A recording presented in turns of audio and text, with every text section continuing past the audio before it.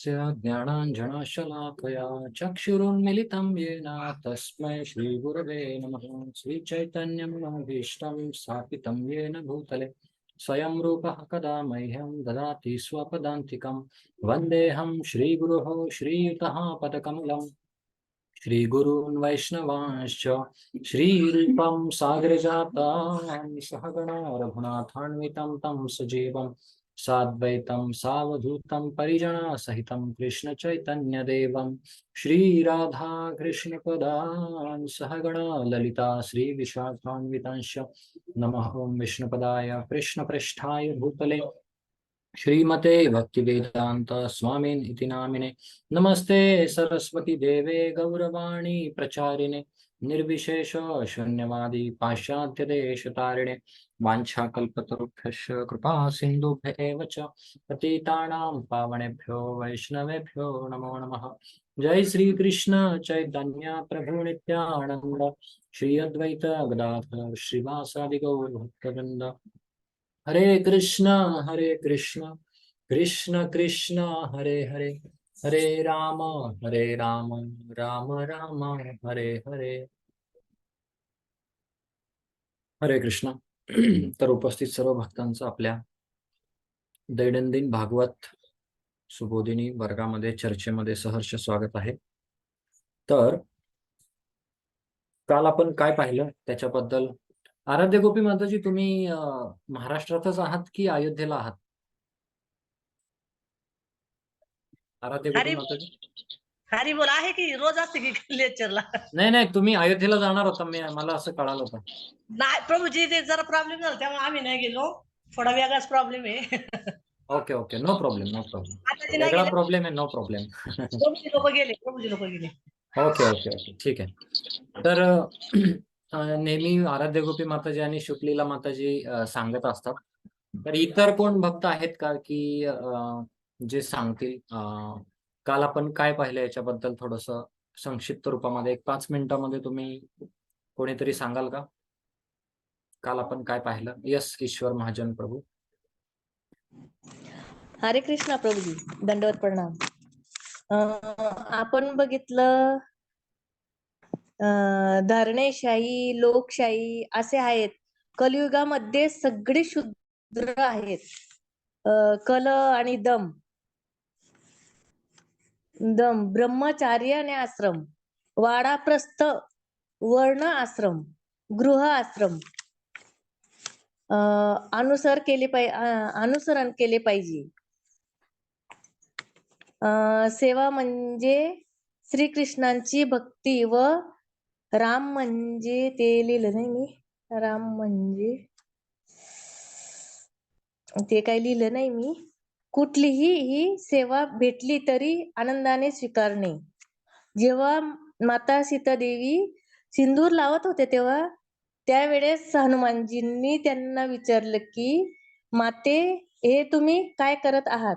तेव्हा सीता मातांनी सांगितले की मी सिंदूर लावत आहे की रामजी प्रसन्न होतील। हनुमानजींनी दुसऱ्या दिवशी संपूर्ण अंगाला सिंदूर लावला भगवंतांना प्रसन्न करण्यासाठी।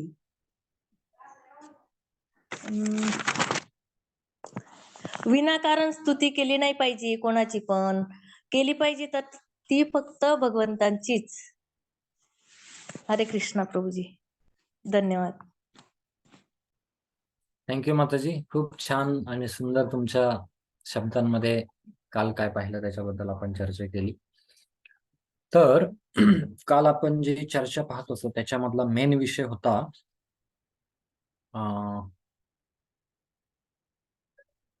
13 आणि 14वा श्लोक पाहिला ना आपण, 13 आणि 14। तर भक्तिमय सेवा हीच कशी वर्णाश्रम धर्म पद्धती आहे, वर्णाश्रम पद्धतीचा उद्देश आहे हे आपण पाहिलं। आणि 14व्या श्लोकामध्ये पाहिलं की म्हणून भगवंतांचं श्रवण कीर्तन पूजन हे आपण ध्यानपूर्वक केलं पाहिजे, याच्याबद्दल आपण पाहिलं होतं। तर आता आपण जो 15वा जो श्लोक आहे तो घेऊयात।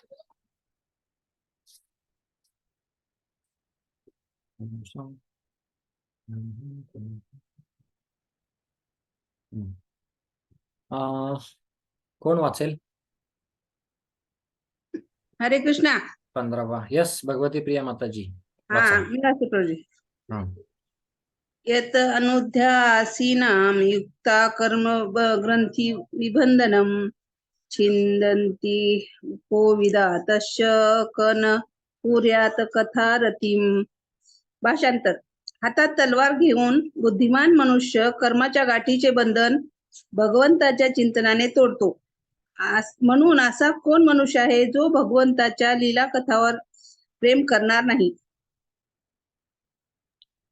हरे कृष्ण. धन्यवाद. धन्यवाद माताजी. तर यदनुध्यासिना युक्त कर्मग्रंथिनी बंधनम छिंदन्ति कोविदास्तस्य कोण कुर्यात कथारतीम. खूप महत्वाचा श्लोक आहे हा. आणि अनुध्यान किंवा स्मरण हे आपण पाहतो.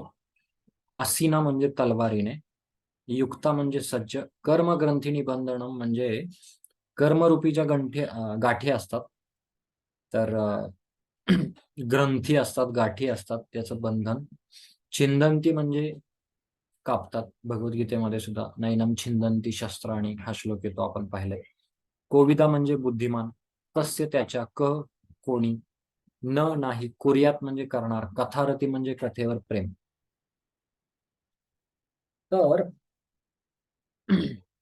इथं प्रश्न विचारलाय. प्रश्न काय आहे? प्रश्न विचारलाय म्हणजे आपण एखादी गोष्ट पटवून सांगताना एखादा प्रश्न विचारतो की जर समजा एखादा मुलगा अभ्यास करत नसेल तर त्याचे पालक किंवा त्याचे शिक्षक काय सांगतात की तू जर अभ्यास नाही केलास तर तुला मार्क्स मिळणार नाहीयेत, आणि मार्क्स जर नाही मिळाले तुला तर तुला काय व्हावं लागणार आहे माहितीये का? त्याची गती तुला माहितीये का? आमचे मामा होते, थोडासा मराठी भाषेमध्ये मी सांगतो. आमचे मामा थोडेसे कडक शब्दामध्ये सांगायचे. मला म्हणायचे की तू जर अभ्यास नाही केला तर तुला म्हसरं घेऊन देणार. तर हा मराठी एकदम गावाकडचा शब्द आहे की तुला म्हसरं घेऊन द्या. म्हणजे काय की याचा अर्थ काय असा आहे का की मला म्हसरं म्हणजे म्हशी म्हणतात आमच्या गावाकडच्या भागामध्ये. तर याचा अर्थ असा आहे का की म्हशी घेतल्याने खूप छान होईल? नाही. तर आपण अभ्यास केला पाहिजे, त्याच्यासाठी ते तसं म्हणत होते. बरोबर की नाही? तसंच रूप गोस्वामी म्हणतात की तुम्हाला जर या भौतिक जगाप्रती जर आसक्ती अजिबात ठेवायची नसेल तर तुम्ही काय करा, त्या केशी घाटावरती एक त्रिभंग ललित बासरी वाजवणारा एक मुलगा आहे, त्याला अजिबात पाहू नका. त्याला जरी पाहिलं तरी त्याचे जे बासरी वादन आहे ते ऐकू नका. का? तर तुम्हाला काय होणार आहे, त्याच्याप्रती आसक्ती, प्रेम निर्माण होणार आहे, आणि तुम्ही या जगातलं सगळं प्रेम तुमचं नष्ट होणार आहे. तसंच इथं एक प्रश्न विचारलाय की जो बुद्धिमान मनुष्य आहे तर तो काय करतो? भगवंतांचं चिंतन करत असतो नेहमी. आणि कसं चिंतन करतो? हे भगवंतांच्या चिंतनाची तुलना तलवारीशी केलेली आहे. आणि आपले जे अनर्थ आहेत, जे कर्माचे वेगवेगळे विषय आहेत, त्याची तुलना एखाद्या वस्तू बरोबर केलेली आहे. जेव्हा भगवंतांचं चिंतन व्यक्ती करतो तेव्हा त्याच्या हातामध्ये एक तलवार येते, आणि त्या तलवारीने तो या कर्मग्रंथी किंवा जी विषय वासना आहे, हे भौतिक गोष्टी आहेत, तर त्याचं तो छिंदन म्हणजे तोडून टाकतो, तो कापून टाकतो. आणि म्हणून भगवंतांच्या लीला कथांवर प्रेम करणार नाही, त्याचे श्रवण करणार नाही, असा कोण मनुष्य आहे? तर इथं आपण हे समजून घेतलं पाहिजे. प्रॉब्लेम काय आहे की कर्मग्रंथी, आपल्याला कर्मामध्ये त्या ठिकाणी बद्ध व्हावं लागतंय. तर बद्धता ही समस्या आहे आपली. बरोबर की नाही? म्हणजे आणि सोल्युशन काय आहे? तर भगवत चिंतन हे सोल्युशन आहे. म्हणून आचार्य नेहमी सांगतात की तुम्हाला 2 ऑप्शन आहेत. एक विषयांचं चिंतन आणि दुसरं भगवान श्रीकृष्णांचं चिंतन. तर कोण असा व्यक्ती आहे जो विषयांचं चिंतन करेल? कारण का विषयांचं चिंतन हे विषाच्या चिंतनासारखं आहे, बरोबर की नाही. आणि भगवंतांचं चिंतन हे जे विष शरीराला, अनेक शरीरांना मारत असतं, परंतु जे भगवंतांचे विषय आहेत, भगवंतांच्या कथा आहे, ते अनेक शरीर मरण्यापासून वाचवत असतात. म्हणून एक जे सोल्युशन आहे ते म्हणजे भगवत चिंतन हे आपण नित्य केलं पाहिजे. त्यांनी काय होणार आहे, आपली अनेक पुढे जाऊन शरीर मरणार आहेत, तर त्या शरीरांना मरण्यापासून वाचवत आहे. जर तुम्हाला कळालं की आता दंगल झाली मोठी, तर दंगल झाल्यानंतर तुम्ही एकदम बाहेर जाणार आहे का रस्त्यावरती? नाही जाणार. आपापल्या स्वतःला घरामध्ये सुरक्षित ठेवाल, बरोबर की नाही. तसंच एखादा बुद्धिमान व्यक्ती असतो ना, तो काय करतो, अशी जेव्हा दंगलीची परिस्थिती असते किंवा अशा विषयांची परिस्थिती असते, तेव्हा तो त्याच्यापासून दूर जातो, त्याच्यापासून स्वतःचं रक्षण करतो, बरोबर की नाही. जसं आपण शुकदेव गोस्वामींचं उदाहरण पाहतो. शुकदेव गोस्वामींचा जेव्हा जन्म झाला, तेव्हा मायेपासून एवढे भीत भीत भीत होते आणि ते कुठे गेले, की जंगलामध्ये पळून गेले. तर ही मायादेवी, आणि मायादेवीला आपण घाबरलं पाहिजे. त्याच्यामध्ये धाडस किंवा वीरतेचं लक्षण नाहीये मायादेवीला तोंड देणं. नाही, ही मायादेवी जी आहे त्याच्यापासून आपण पळालं पाहिजे. म्हणून प्रभुपाद म्हणायचे की माझ्या भक्तांची एक विशेषता आहे, ते मायादेवीला घाबरतच नाही. 2 खंत व्यक्त केलेले आहेत प्रभुपादांनी. एक, माझे भक्त मायादेवीला घाबरत नाहीत, आणि दुसरी गोष्ट, माझे भक्त ग्रंथ अध्ययन करत नाहीत. या जर गोष्टी दोन्हीही केल्या, जर आपण मायेला घाबरलो आणि त्याचबरोबर प्रभुपादांच्या ग्रंथांचं वाचन केलं, तर आपल्या हातामध्ये तलवार येणार आहे. ती तलवार कुठली तलवार आहे? भगवत चिंतनाची तलवार. कारण का तुम्ही बघा, जेव्हा प्रातःकाली उठून तुम्ही भगवंतांचं नाम घेता, आपण या अध्ययनामध्ये संलग्न आहोत, तेव्हा दिवसभर आपल्या मनामध्ये तेच विचार चालू असतात, बरोबर की नाही. आज आपण काय चर्चा केली, माझ्या तरी मनामध्ये असतात. आपण काय चर्चा केली, काल आपण पाहिलं होतं की कशा पद्धतीने 4 वर्ण 4 आश्रम कार्य करतात. त्याचा उद्देश काय? भगवंतांची संतुष्टी. म्हणून आपल्या प्रत्येक क्रियेमध्ये भगवंतांची संतुष्टी आपण पाहिली पाहिजे. आणि इथं सुद्धा प्रभुपाद आपल्याला तेच सांगतायत की कशा पद्धतीने सूत गोस्वामी सांगतायत नैमिषारण्यातल्या ऋषींना, की 2 प्रश्नांची पहिल्या उत्तरं दिली. पहिला प्रश्न होता की समस्त जीवांच्या कल्याणाचं कार्य काय? त्याचं उत्तर होतं भक्ती. दुसरं म्हणजे सर्व वेदांचं सार काय? वेदांचं सार सुद्धा भक्ती. आता ही भक्तिमय क्रिया, त्याचा विकास कसा होतो हे आपण पाहतोय. आपण कुठल्या सेक्शन मध्ये आहेत आता? केवळ भक्तीची आपण प्राप्ती करायला हवी. 10 ते 15 श्लोकापर्यंत तो सेक्शन आहे. आणि आजच्या श्लोकामध्ये सांगितलंय की चिंतनाने कर्मग्रंथी तुटतात, मग कोण श्रवण करणार नाही. अहो, सगळ्यात मोठी बद्धता काय आपली माहिती आहे? आपली ही जी कर्म आहेत ना, जे काही कर्म करतो त्याच्यात आपल्याला प्रभावित व्हावं लागतं, त्याच्यातून आपल्याला बद्धता येते. तुम्ही म्हणाल की काही लोक सत्वगुणामध्ये कार्य करतात, तर सत्वगुणामध्ये जे कार्य करतात त्यांना सुद्धा पुण्य भेटतं, किंवा पुण्य तर लोकांमध्ये जावं लागतं, ती सुद्धा एक बद्धताच आहे. परंतु जो व्यक्ती या ठिकाणी भगवंतांचं चिंतन करतो आणि अशा पद्धतीने भगवंतांचं चिंतन करतो की तो पुण्य, पाप, लाभ, हानी किंवा सुख दुःख याच्या द्वंद्वामध्ये पडत नाही. म्हणून आपल्याला स्वर्गामध्ये जायचं नाहीये. पुण्य जर केलं तर आपण स्वर्गाप्रत उन्नत होऊ शकतो, परंतु आ ब्रह्मभुवनालोका पुनरावर्तीनो अर्जुन, जरी आपण स्वर्गामध्ये जरी गेलो तरी सुद्धा आपल्याला या जगतामध्ये पुन्हा यावं लागणार आहे. जरी निर्विशेष भगवंतांच्या अंगकांतीवरती जरी ध्यान केलं तरी ती सुद्धा शाश्वत आपलं घर नाहीये, ते सुद्धा भाड्याचंच घर आहे. म्हणून आपण हे समजलं पाहिजे की आपण जे काही चिंतन करतोय ते शाश्वत पाहिजे, किंवा जे काही भगवंतांच्या बद्दल आपण कथा करतोय, श्रवण करतोय, तर ते कसं पाहिजे? चिंतन शाश्वत पाहिजे. याचाच अर्थ काय? जे काही आपण करतोय ते आपल्याला परफेक्ट, जे आपलं उद्देश आहे ते उद्देश साध्य करण्यामध्ये आपल्याला सक्षम असलं पाहिजे. मग आपण या जगामध्ये, आणि म्हणून सांगितलंय काय, नेहा अभिक्रमनाशोस्ती प्रत्यवायण विद्यते स्वल्पमप्यस्य धर्मस्य त्रायते म्हणतो बया. एक अशी गोष्ट आहे जी केल्याने तुमचा कधीच नाश होणार नाही.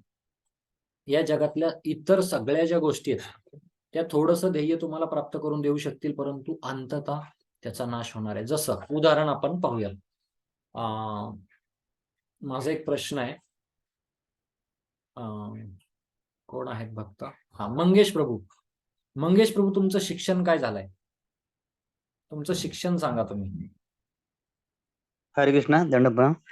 माझे शिक्षण झालं डिप्लोमा इन मेकॅनिकल इंजिनिअरिंग. धन्यवाद प्रभू.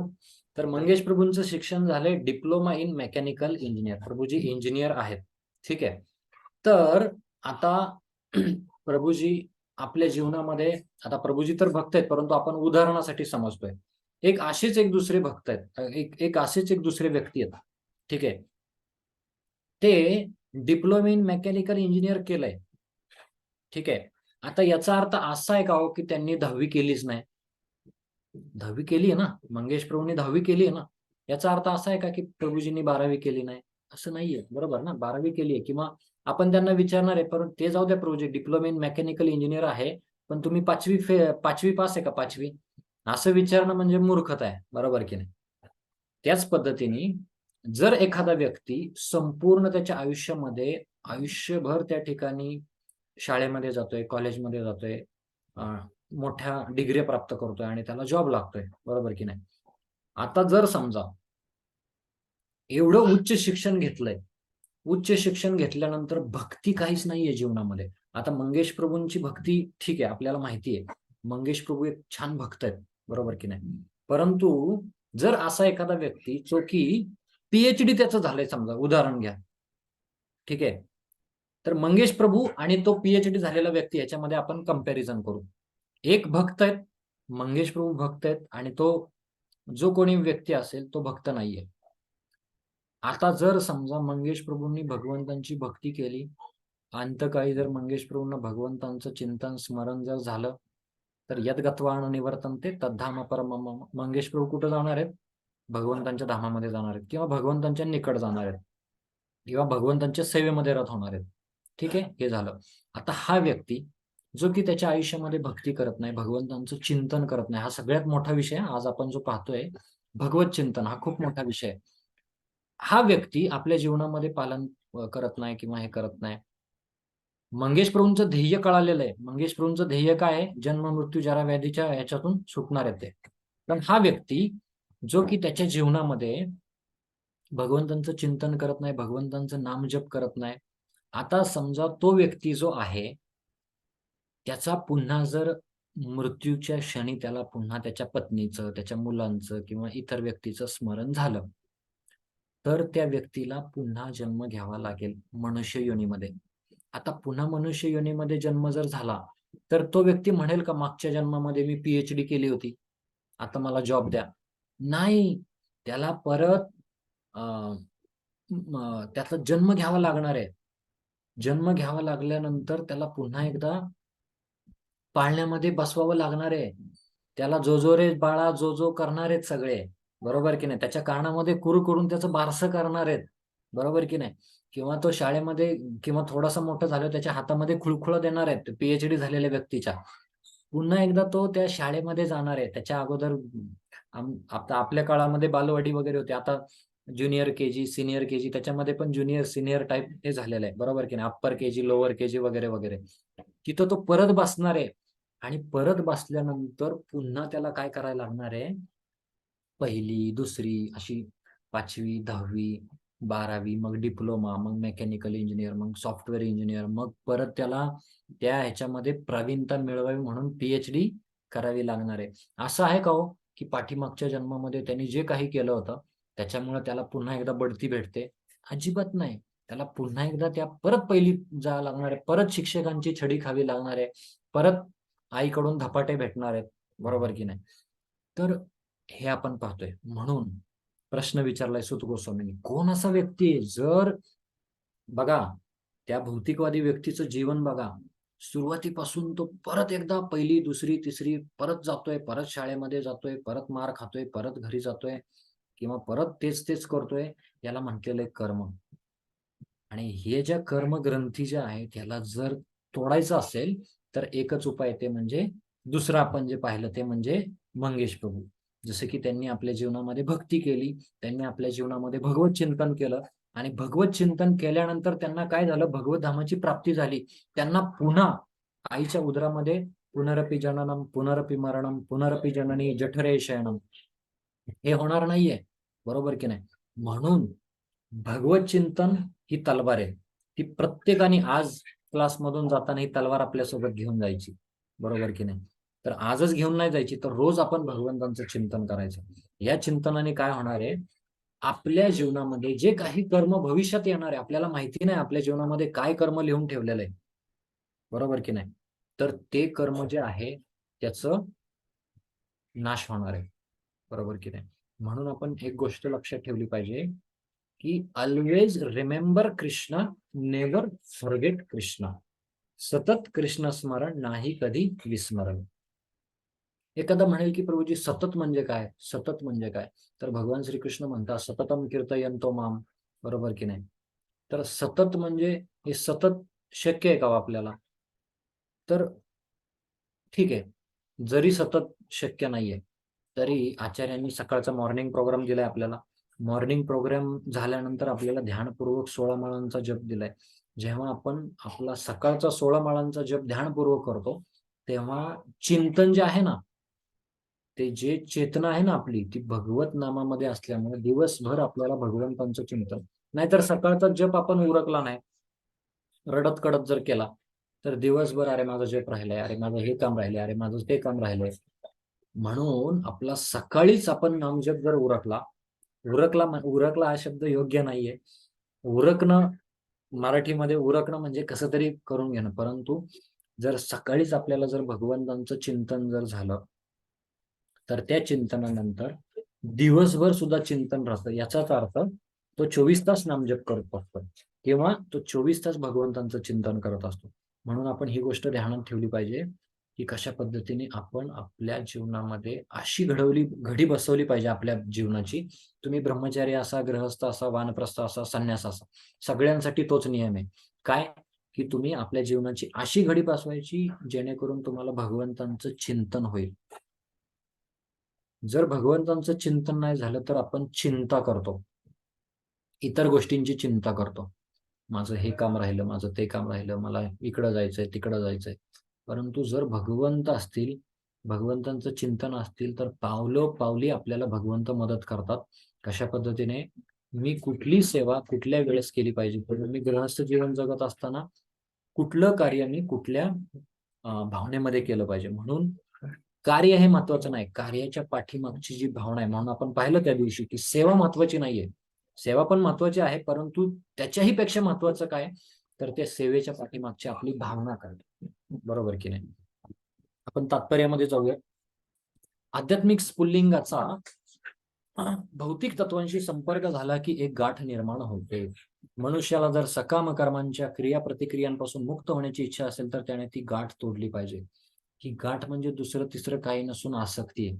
आपण नेहमी जेव्हा जीवनामध्ये आपल्या काही सेवा करत असतो किंवा इतर काही कर्म करत असतो तर ते कर्म करताना आपल्याला पूजा, लाभ, प्रतिष्ठा असते, अहंकार असतो, तर याला ती गाठ म्हटलेली आहे. मुक्ती म्हणजे फळ उत्पन्न करणाऱ्या कर्मांच्या चक्रातून सुटका करून घेणे होय. कर्मच नाही करायला लागलं पाहिजे, याचा अर्थ असा आहे का की निष्क्रिय राहणं? नाही. असं कर्म जे आपल्याला बद्ध करतं, पुन्हा जन्म मृत्यू जरा व्याधी घ्यायला भाग पाडतं, ते कर्म आपण नाही करायचं. मग करायचं काय तर असं आपण इथंच कर्म करायचं जे आपल्याला उद्देश आपला अल्टिमेट असणार आहे, म्हणजे भगवंतांचं चिंतन करायला लागणार. मग कुठल्या अशा गोष्टी आहेत तुम्ही मला सांगू शकता? कुठले असे कर्म आपण केले पाहिजे? प्रत्येकाने हँड रेज करू शकता. आपण कुठले असे कर्तव्य किंवा कर्म किंवा सेवा केल्या पाहिजे जेणेकरून भगवंतांचं चिंतन आपल्याला दररोज होईल आणि प्रत्येक क्षणाला होईल? हँड रेज करू शकता तुम्ही. कुठल्या अशा क्रिया आहेत आपण ज्या केल्या पाहिजेत की जेणेकरून भगवंतांचं चिंतन आपल्याला दैनंदिन होईल? हा, परमेश्वरी माताजी आणि त्यांच्यानंतर गोसावी माताजी बोलतील. यस.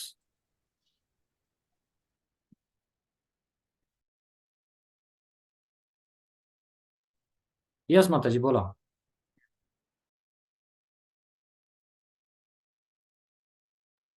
माताजी तुमचा आवाज येत नाही आमच्यापर्यंत. परमेश्वरी राधा माताजी.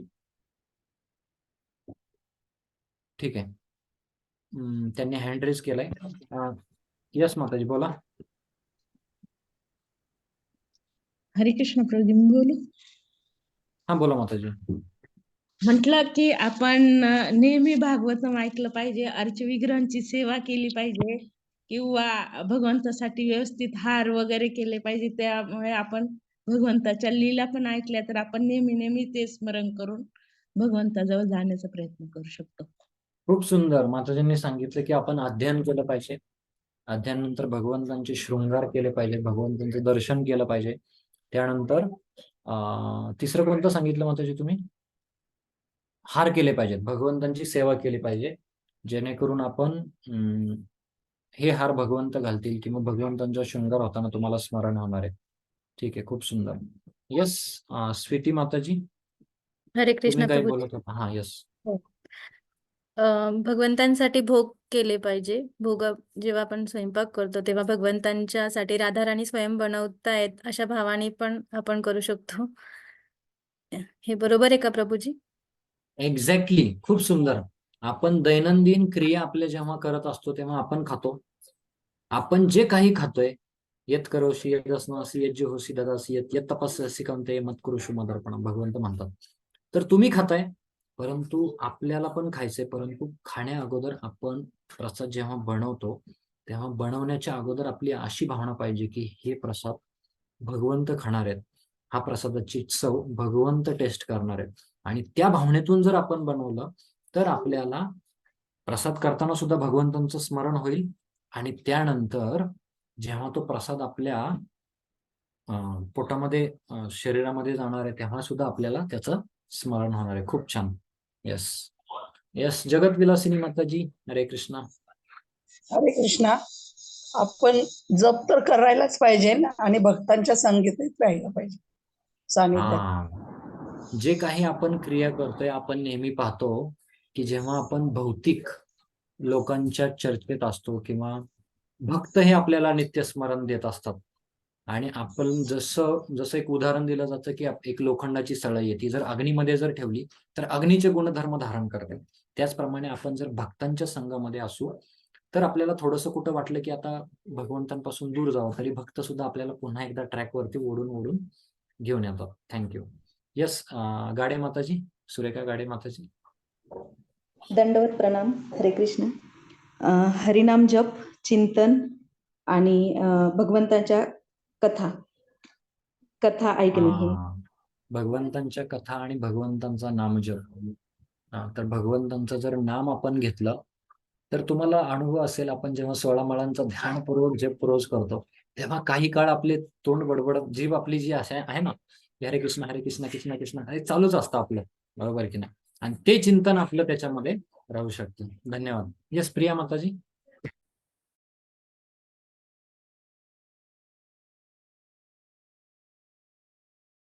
माताजी तुम्ही म्यूट वर आहात. प्रिया माताजी तुम्ही अनम्यूट करून बोलू शकता.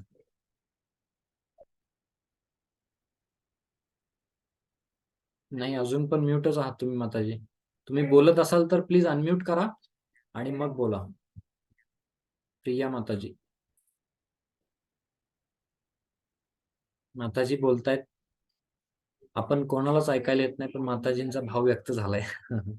ठीक आहे, खूप खूप धन्यवाद सर्वांचे.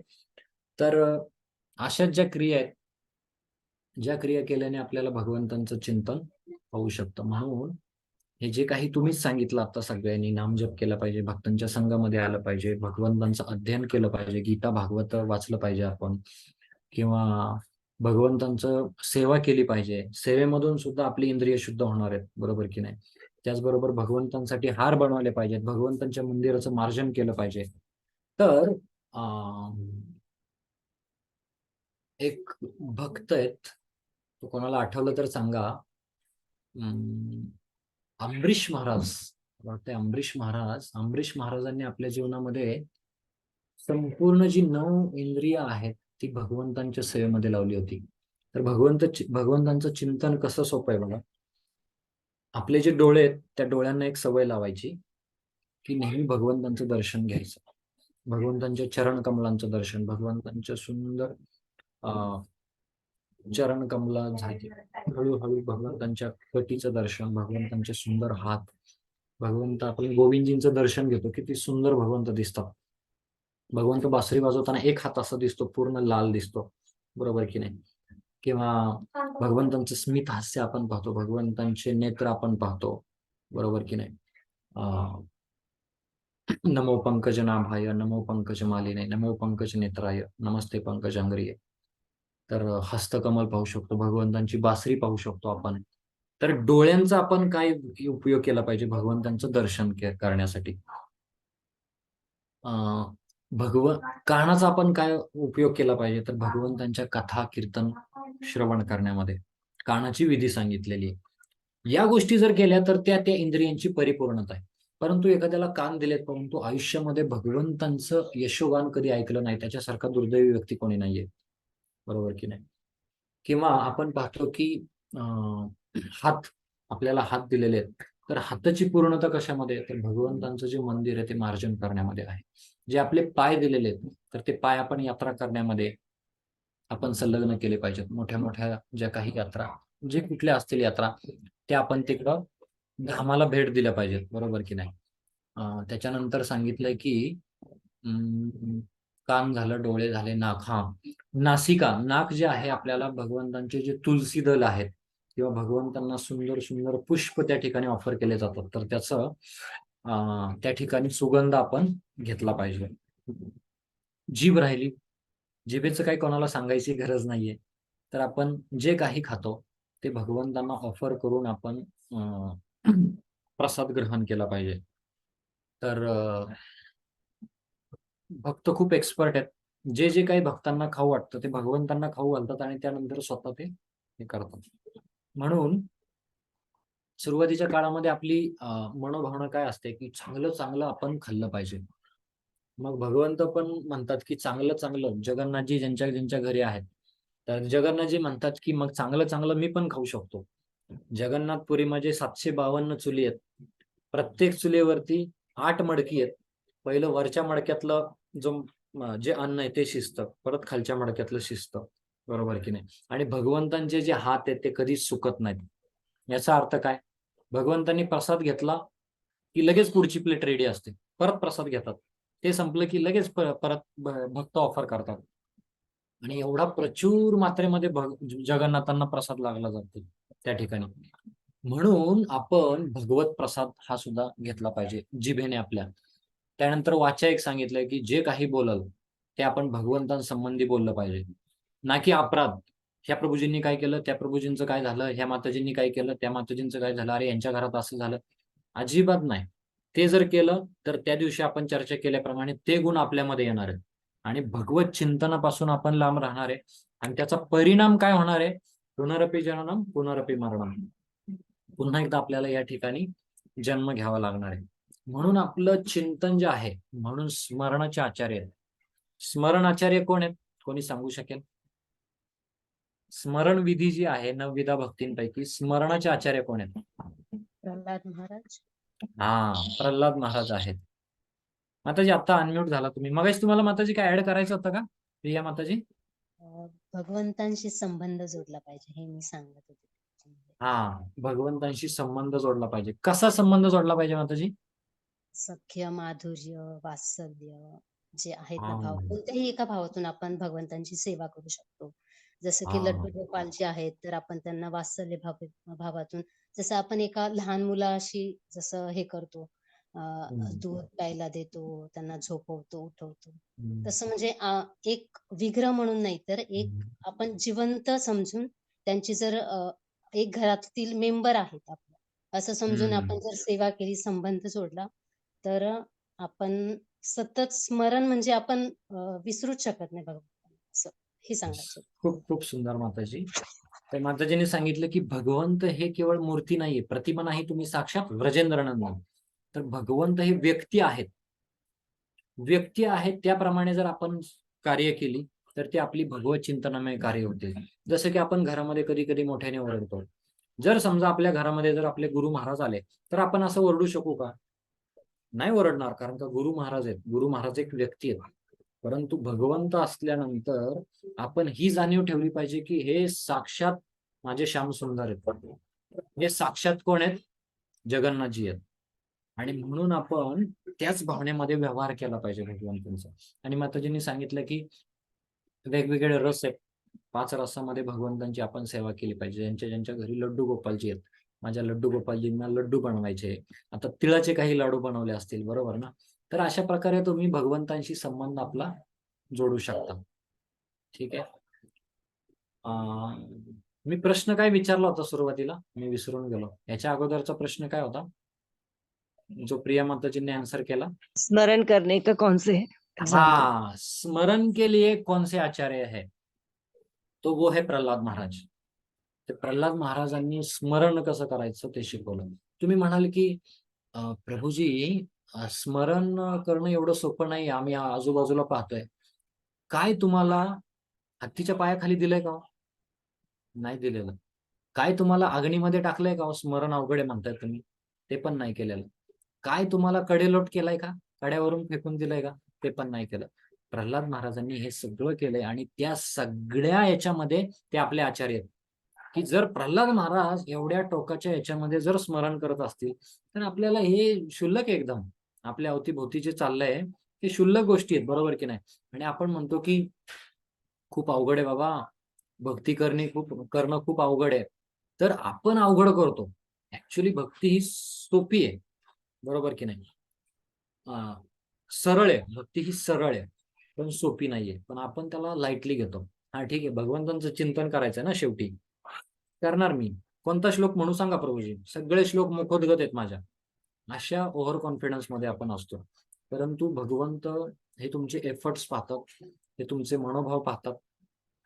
आणि मनोभाव पाहिल्यानंतर आपण हे करतो की कशा पद्धतीने आपल्याला योग्य भावनेमध्ये चिंतन होतं. म्हणून भगवंतांच्या दिव्य लीलांशी सतत संबंध ठेवल्याने जीवाच्या बद्धावस्थेचे दिव्य अवस्थेत रूपांतर होते आणि अंतिमतः त्याची भौतिक बंधनाची गाठ सुटते. तर इथं काय सांगितलंय, भगवंतांच्या ज्या दिव्य लीला आहेत त्यांच्याशी संबंध आपण ठेवला पाहिजे. म्हणजे काय तर भगवंतांनी ज्या ज्या लीला केल्या त्याचं आपण स्मरण केलं पाहिजे. काय स्मरण केलं पाहिजे? अरे भगवंत तर केवळ 6 दिवसाचे होते आणि त्या भगवंतांनी काय केलंय, पुतना राक्षसिनीला आपल्या ओठांनी मारलंय.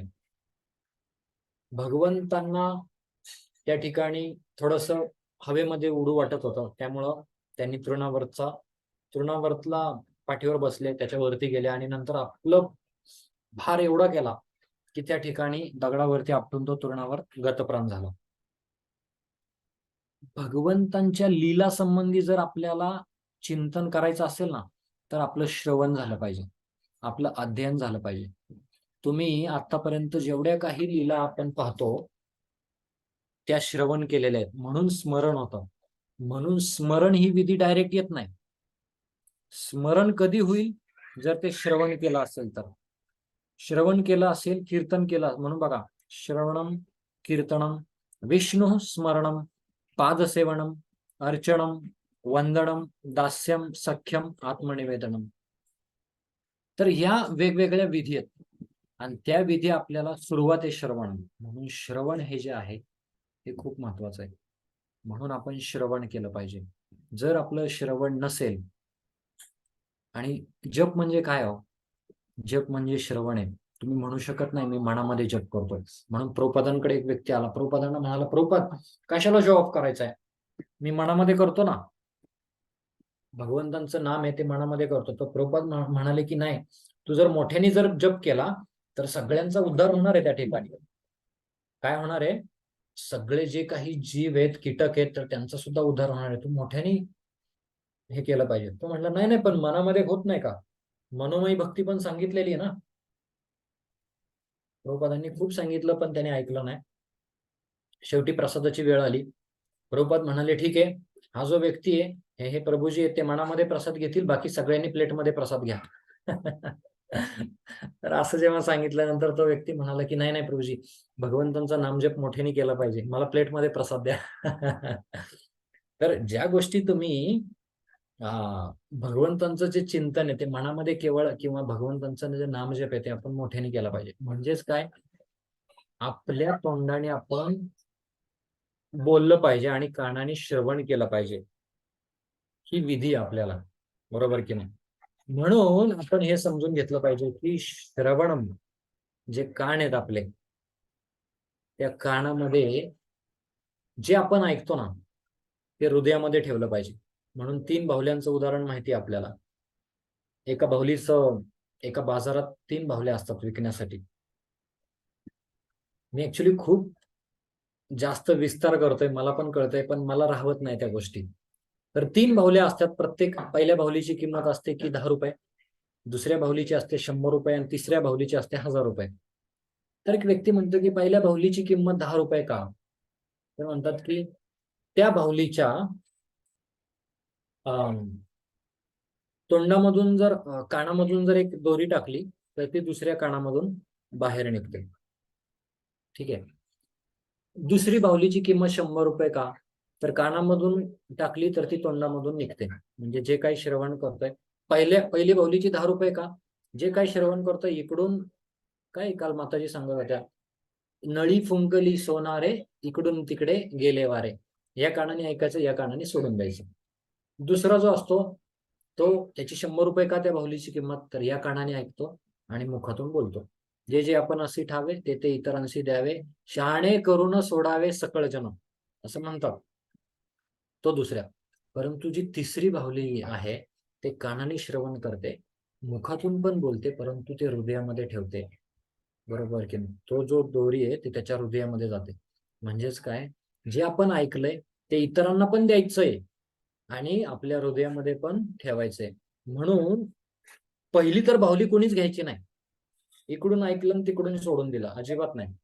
ऐकायचं, बोलायचं आणि हृदयामध्ये ठेवायचं. ही परफेक्ट श्रवण आहे. अशा भावनेमध्ये जर आपण श्रवण केलं तर त्याला योग्य श्रवण म्हटलेलं आहे. म्हणून दुसरा पॅराग्राफ पहा. भौतिक बंधनातून मुक्ती हे भगवंतांच्या प्रेममय सेवेचे भक्तीचे उपफळ आहे. ठीक आहे ना? ही जी मुक्ती म्हणतो ना आपण, भगवंतांची प्रेममय सेवा केली ना, बाय डिफॉल्ट आपल्याला प्राप्त होणार आहे. केवळ अध्यात्म ज्ञान प्राप्त केल्याने मुक्ती प्राप्त होईल अशी खात्री देता येत नाही. केवळ ज्ञान घेतलंय आपण, त्यांनी ज्ञानाने मुक्ती भेटणार नाही आपल्याला. परंतु आपण पाहतो की जर एखाद्याने ज्ञान घेतलंय परंतु त्याचं जे परिवर्तन आहे ते विज्ञानामध्ये केलंय, म्हणजेच भगवंतांच्या भक्तीमध्ये जर तो संलग्न झालाय, तर काय होणार आहे, मुक्ती त्याला भेटू शकते. असे ज्ञान भक्तीच्या संबंधात आले पाहिजे, तेव्हाच भक्तीचा एकाधिकार चालतो. बघा, जे काही ज्ञान आपण घेतोय ते आपण शेवटी भक्तीमध्ये आपण संलग्न केलं पाहिजे. म्हणजेच काय, जे जे ऐकतोय ते आपण आध्यात्मिक सेवेमध्ये आपण संलग्न केलं पाहिजे. आपल्या जीवनामध्ये आपण त्याचं विज्ञानामध्ये रूपांतरित केलं पाहिजे.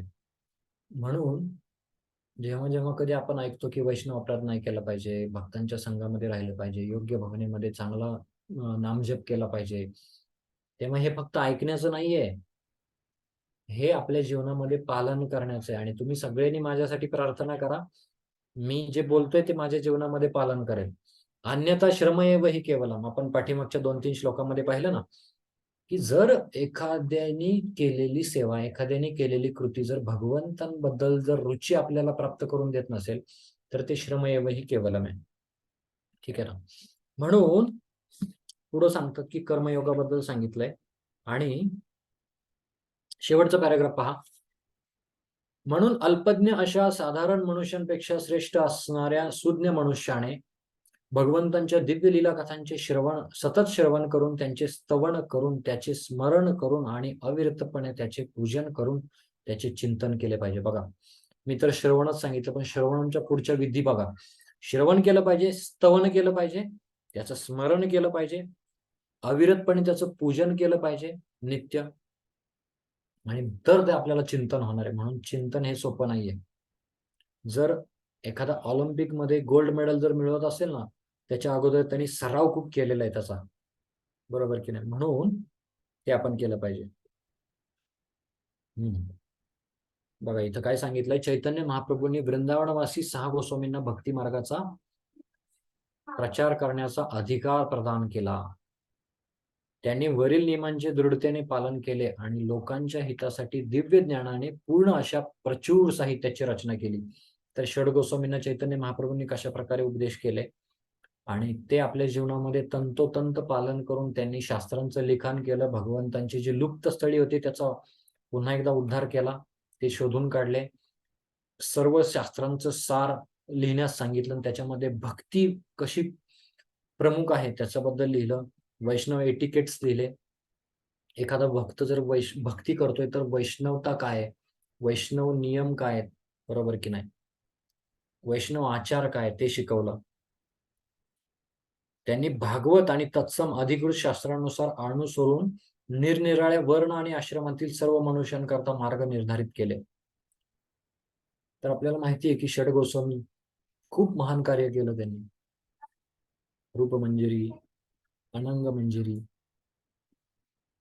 भगवंतांच्या वेगवेगळ्या मंजिरीच होत्या त्या, आणि त्यांनी या युगामध्ये येऊन आपल्या सगळ्यांच्या उद्धाराकरता म्हणून षड गोस्वामी अष्टकम आहे. खूप छान आहे. षड गोस्वामी अष्टकमाची सुरुवात काय माहितीये कोणाला?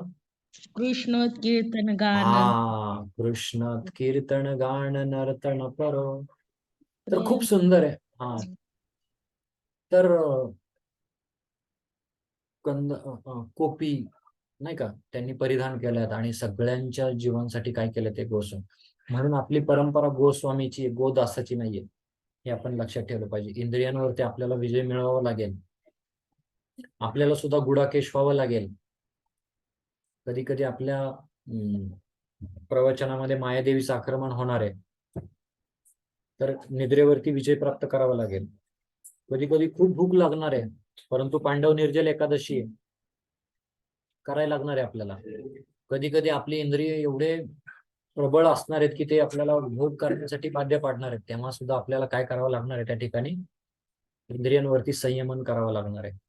बरोबर ना? म्हणून भगवंत कसे संतुष्ट होतात. शंकर मोरे प्रभू तुम्ही तो श्लोक सांगाल का? जनयत्याशु कोणता तो श्लोक आहे, काय त्याची सुरुवात आहे? भगवंतांना संतुष्ट करण्याची विधी सांगितलेली आहे त्याच्यामध्ये. तर हे दया सर्व भूतेषु. दयया सर्व भूतेषु. Thank you for remembrance. असं स्मरण भक्तांच्या संघामध्ये होऊ शकतं. दयया सर्व भूतेषु. पुढं काय आहे? दयया सर्व भूतेषु संतुष्ट येन केनवा सर्वेंद्रिय उपशांत्याच तुष्यंत्याचो जनार्दन. दयया सर्व भूतेषु. सर्व जीवनप्रती दया केली पाहिजे.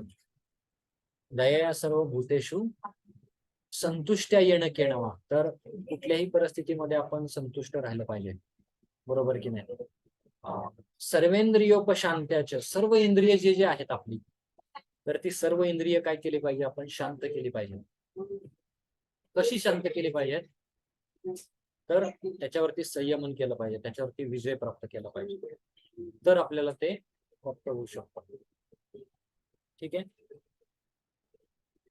तर 16वा जो श्लोक आहे, गीता माताजी तुम्ही भागवतमचा श्लोक वाचाल का? 16वा आहे तुमच्याकडे भागवतम?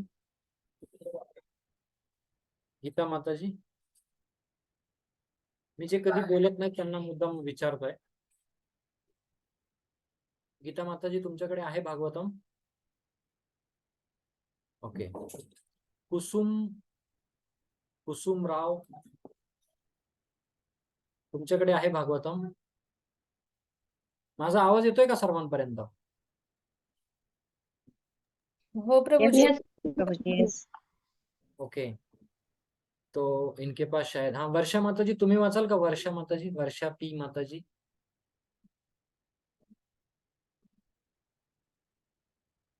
ओके. मैं आशा करता हूं कि निद्रा देवी का आगमन नहीं हुआ है हमारे झूम मंदिर में. हरे कृष्ण प्रभूजी, वाचते. हाँ यस माताजी. 16वा श्लोक आणि त्याचं भाषांतर वाचा. ओके, एक मिनिट हा प्रभूजी, मला ग्रंथ आणावा.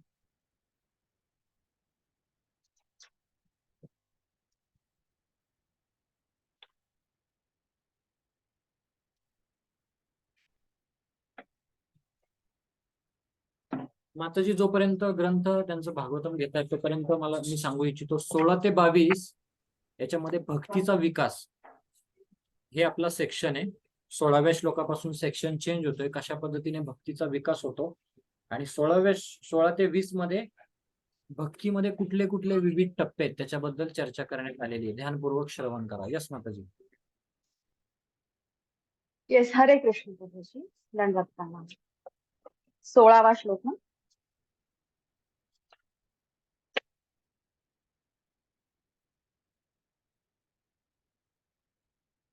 शुश्रूषोः श्रद्धधानस्य वासुदेव कथारुचिः स्यामः सेवया विप्राः पुण्यतीर्थ निषेवणात्.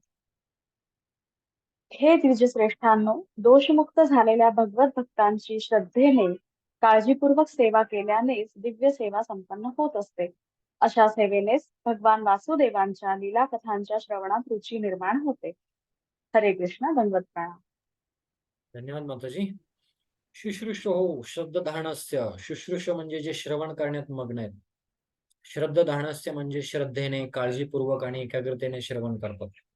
वासुदेव कथारुची म्हणजे वसुदेव जे ज्यांचे पिता आहेत ते वासुदेव म्हणजे भगवान श्रीकृष्ण. कथारुची साक्षात डायरेक्टली सुत गोस्वामी आता भगवंतांच्या कथांकडे आलेले आहेत. वासुदेव. एखादा म्हणू शकेल की वेगवेगळे अवतार आहेत, त्यांचं वर्णन नाहीये, परंतु इथं मेनली पुढे अवतारी कृष्ण हे अध्याय येईल, त्याच्यामध्ये आपण पाहूयात ते की कशा पद्धतीने वासुदेवांच्याच कथा, भगवान श्रीकृष्णांच्याच कथा किती महत्वपूर्ण आहे. महत सेवा म्हणजे शुद्ध भक्तांच्या सेवे. महान सेवा म्हणतो आपण, महत सेवा, महत कृपा. विप्रा पुन्हा द्विज. पुण्यतीर्थ म्हणजे दोषमुक्त झालेले, निषेवणात म्हणजे सेवेने. हे द्विजश्रेष्ठांनो, दोषमुक्त झालेल्या भगवत भक्तांची श्रद्धेने काळजीपूर्वक सेवा केल्यानेच दिव्य सेवा संपन्न होत असते. अशा सेवेनेच भगवान वासुदेवांच्या लीला कथांच्या श्रवणात रुची निर्माण होते. तर पुन्हा एकदा नैमिषारण्यातील ऋषींना सूत गोस्वामी म्हणतायत, हे द्विजश्रेष्ठांनो, दोषमुक्त झालेल्या भगवत भक्तांची श्रद्धेने काळजीपूर्वक सेवा केल्यानेच दिव्य सेवा संपन्न होत असते. एखाद्याला वाटेल की दोषमुक्त झालेला कसा ओळखायचा, बरोबर की नाही? दोषमुक्त झालेल्या भगवत भक्तांची इथं वैष्णव सेवा सांगितलेलं आहे. अशा सेवेनेच भगवान वासुदेवांच्या लीला कथांच्या श्रवणात रुची निर्माण होते. तर एखादा म्हणेल की दोषमुक्त झालेला कसा ओळखायचा, तर काही अवघड नाहीये. जे आपण पाहतो की जो सतत त्याच्या हृदयामध्ये भगवंतांच्या बद्दल शुद्ध भक्ती असते, तो तर निस्सीम शुद्ध भक्त आहे, बरोबर की नाही? परंतु असे आपल्या अवतीभोवती भक्त असतात की हृदयामध्ये अनर्थ येतात, परंतु त्यावेळेस ते आपले जे ऑथॉरिटी आहे, जे आपले गुरु आहेत, त्यांचा आश्रय घेतात. खूप महत्वाचं आहे हा, की काही प्रॉब्लेम नाही, आपल्या हृदयामध्ये विकार येणार आहेत किंवा आपल्याला आपलं मन एका ठिकाणी लागणार नाहीये, परंतु त्यावेळेस जो पृच्छा करतो ना, तद्विधी प्रणिपातेन परिप्रश्नेन सेवया उपदेक्षन्ति ते ज्ञानम ज्ञानिनस्तत्वदर्शिना. तर इथं दोषमुक्त याचा अर्थ असा नाही की ज्याच्यामध्ये काहीच दोष नाहीयेत. दोष येतात, कारण का कलेर दोष निधे राजन, या कलियुगाचा मेन गुणच आहे दोषांमध्ये राहणं. परंतु दोष जरी आले तरी तो आपल्या गुरूंना शरण असतो, भगवंतांना शरण असतो, आणि त्याच्यामध्ये तो शरणागतीमध्ये त्या दोषातून कसं मुक्त व्हायचं याच्यासाठी जास्त विचारणा करत असतो किंवा त्याच्यासाठी जास्त तो सराव करत असतो. म्हणून आपण जर म्हणालो की दोषमुक्त झालेल्या भगवत भक्तांची सेवा, तर आपण सेवा करू शकत नाही. कारण का वर जर आपण पाहिलं तर आपल्या डोळ्यांना फक्त दोषच दिसत असतात. आपल्याला काय भक्तांमध्ये दोषच दिसत असतात, बरोबर की नाही? यांनी असं केलं, त्यांनी तसं केलं, कारण का आपण चष्मा जो आहे तो त्या पद्धतीचा, त्या कलरचा घातलेला आहे. म्हणून आपण आपल्या भोवती प्रत्येक भक्त, मी सोडून प्रत्येक भक्त हा दोषमुक्त आहे, ही भावना असली पाहिजे आपली. काय की मी सोडून सगळे दोषमुक्त आहेत, बरोबर की नाही? हे आपण आपल्या डोक्यामध्ये फिट केलं पाहिजे. आपण जर म्हणू हा दोषमुक्त आहे का, अरे हा दोषमुक्त नाहीये, तर आपण भगवंतांना सुद्धा दोष, बघा लोक भगवंतांना सुद्धा दोष देतात. भगवंतांनी 16,108 का राण्या केल्या, बरोबर की नाही? किंवा भगवंतांनी का छल कपटाने दुर्योधनाला मारला, बरोबर की नाही? त्याच्या जंघेवरती प्रहार केला. तर भगवंतां म्हणून तर आपण इथं आहे, बरोबर की नाही? म्हणून आपण नेहमी त्या दिवशी मी जसं सांगितलं की नेहमी प्रभुपाद म्हणतात की ऑलवेज सी ब्रायटर साइड, नेहमी चांगल्या गोष्टी पहा, चांगल्या गोष्टीमध्ये रत व्हा, आणि चांगल्या गोष्टी जर आपण पाहिल्या भक्तांमध्ये तर ती दोषमुक्तता आहे, आणि ते दोष आपल्यामध्ये पण येणार नाही. म्हणून दुर्योधनाचं आणि युधिष्ठिर महाराजांचं उदाहरण आपण पाहिलं की जा समाजामध्ये काय वाईट घडतंय का पहा. युधिष्ठिर महाराजांना काहीच वाईट नाही दिसलं, आणि दुर्योधनाला सांगितलं जा तुला काय चांगली गोष्ट दिसतीये का बघ, त्याला एक सुद्धा गोष्ट चांगली दिसली नाही. म्हणून नेहमी आपली दृष्टी, कधी कधी काय होतं बघा, कधी कधी आपण एकटं चालत असतो, भक्तांमध्ये बऱ्यापैकी होतं हे, आणि 2 भक्त चर्चा करत असतात आणि आपल्याकडे बघून हसतात. तर आपण म्हणतो बघा माझ्याकडे बघून हसतायत हे, माझ्याकडे बघून हे हे होतायत ते, आणि तो भक्त नाराज होतो.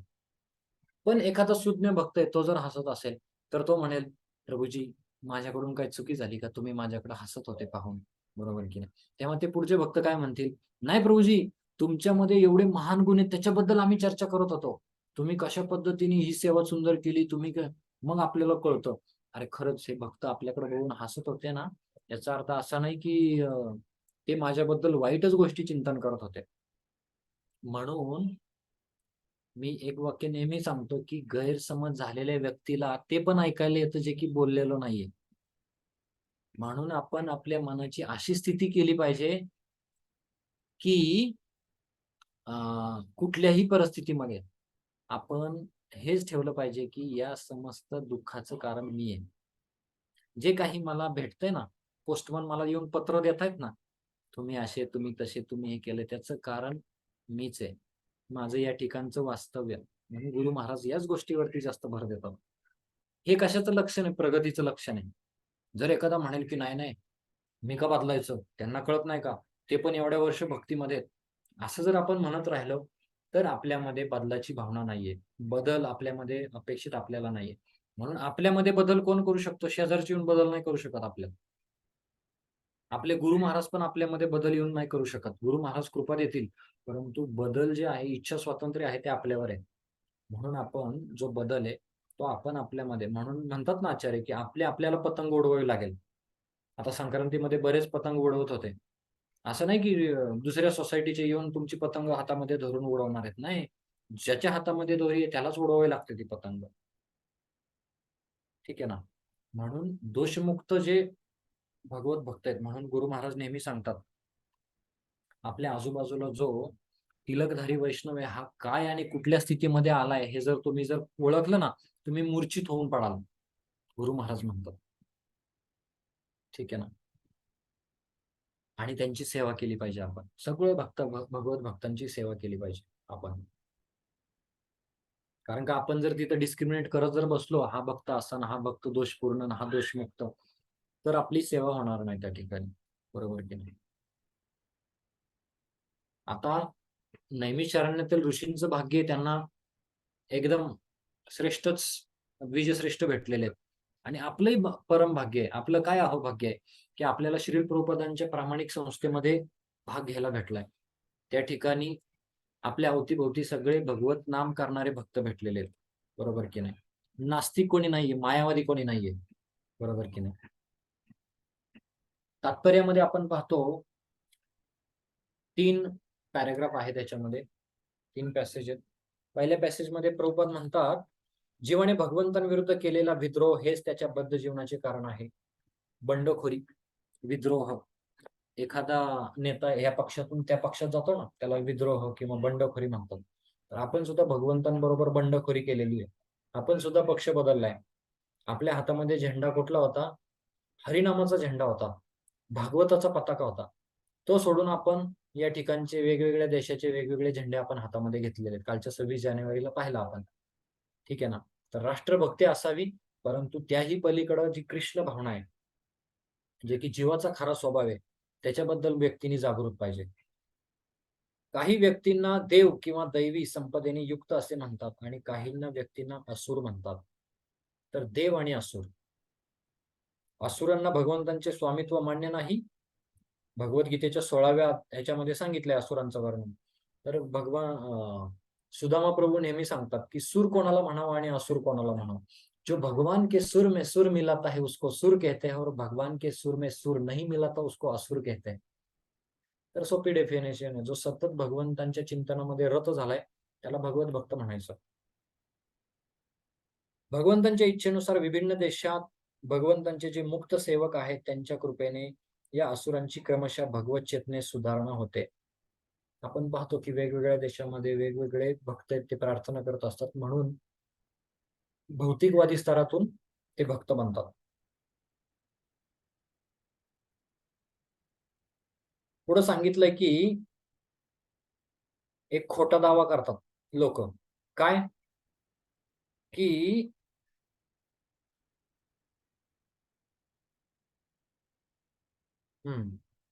बरोबर. तर भगवत भक्त हे काय करतात, परमेश्वराचे सहचर असतात, पार्षद असतात आणि ते मानव समाजाला नास्तिकतेतून मुक्त करण्यासाठी येतात. आणि म्हणून त्यांना काय म्हणतात, भगवंतांचे शक्त्यावेश अवतार म्हणतात, कधी भगवंतांचे पुत्र म्हणतात, भगवंतांचे सेवक म्हणतात. आणि ते लोक खोटा दावा करत नाहीत. काय खोटा दावा आहे की मी परमेश्वर आहे. म्हणून प्रभुपादांची प्रणती केली होती आणि प्रभुपादांच्या प्रणतीमध्ये प्रभुपादांना महान भगवंत आहेत असं समज. प्रभुपाद एवढे क्रोधित झाले, म्हणले हे नालायकपणा बंद करायला होतं.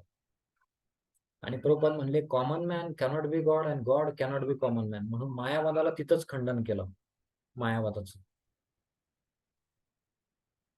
म्हणून जो भक्त कसा, प्रामाणिक भक्त कसा ओळखावा, तो स्वतःला भगवंत समजत नाही. पूजाला प्रतिष्ठेतून तो मुक्त असतो. निर्माण मोहा जितसंग दोषा अध्यात्म नित्या विनिवृत्त कामा द्वंद्वैर्विमुक्तां सुख दुःख संज्ञे गच्छन्त्य मूढां पदमव्ययं तत्. तर याच्यामध्ये भगवत धामात जाण्याचं क्वालिफिकेशन सांगितलंय 15व्या अध्यायामध्ये भगवद्गीतेच्या. निर्माण मोहा, जी खोटा मोह आहे ना त्याच्यापासून तो दूर असतो. जितसंग दोषा, जो असत्संग आहे ना त्याच्यापासून तो दूर असतो. निर्माण मोहा जितसंग दोषा अध्यात्म नित्या विनिवृत्त कामा. केवळ आपली मती भगवंतांच्या चरण कमलावरती स्थित करतो. द्वंद्वैर विमुक्ता, द्वंद्व कुठली आहेत, सुख दुःख, लाभ हानी, जय पराजय, थंड उष्ण, याच्यापासून तो मुक्त असतो. गच्छन्त्य मूढां पदमव्ययं तत्. तो भगवत धामात जाण्यासाठी क्वालिफाईड आहे. म्हणून ज्या भक्तांना भगवंतांच्या प्रत्यक्ष धामात जाण्याची इच्छा आहे त्यांनी भगवंतांच्या सेवकांना भगवंतांप्रमाणे सन्मान दिला पाहिजे. यस्य प्रसादा भगवत प्रसादो यस्य अप्रसादा न गती कुतोपि. म्हणून गुरु is a representative of Lord Krishna. म्हणून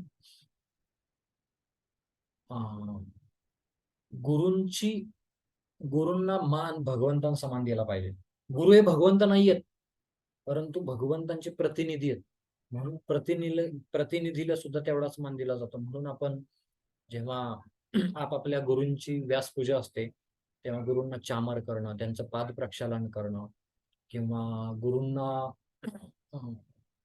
भोग लावणं, बरोबर की नाही, ऑफरिंग आपण देतो किंवा गुरूंतर्फे आपण भगवंतांकडे जात असतो, बरोबर की नाही. म्हणून तेवढा सन्मान दिला पाहिजे. प्रभुपादांनी सांगितलं आहे त्यांच्या शिष्यांना की गुरूंना सन्मान द्या. याचा अर्थ प्रभुपादांना सन्मान पाहिजे होता असं नाहीये, पण प्रभुपादांनी त्यांना एटिकेट शिकवले. एका साधकाचं, एका शिष्याचं कर्तव्य आहे की त्यांनी गुरु पुढं नतमस्तक झालं पाहिजे. पुढे आपण पाहतो ते विशिष्ट काळा आणि स्थळाला अनुरूप असा प्रचार करतात, जे महात्मागण सांगितलेले आहेत. म्हणून गुरु कोणाला म्हणावं, तर स्थळ काळ परिस्थितीनुसार प्रचार करतात ते. प्रभुपादांची एक लीला सांगतो आणि थांबतो.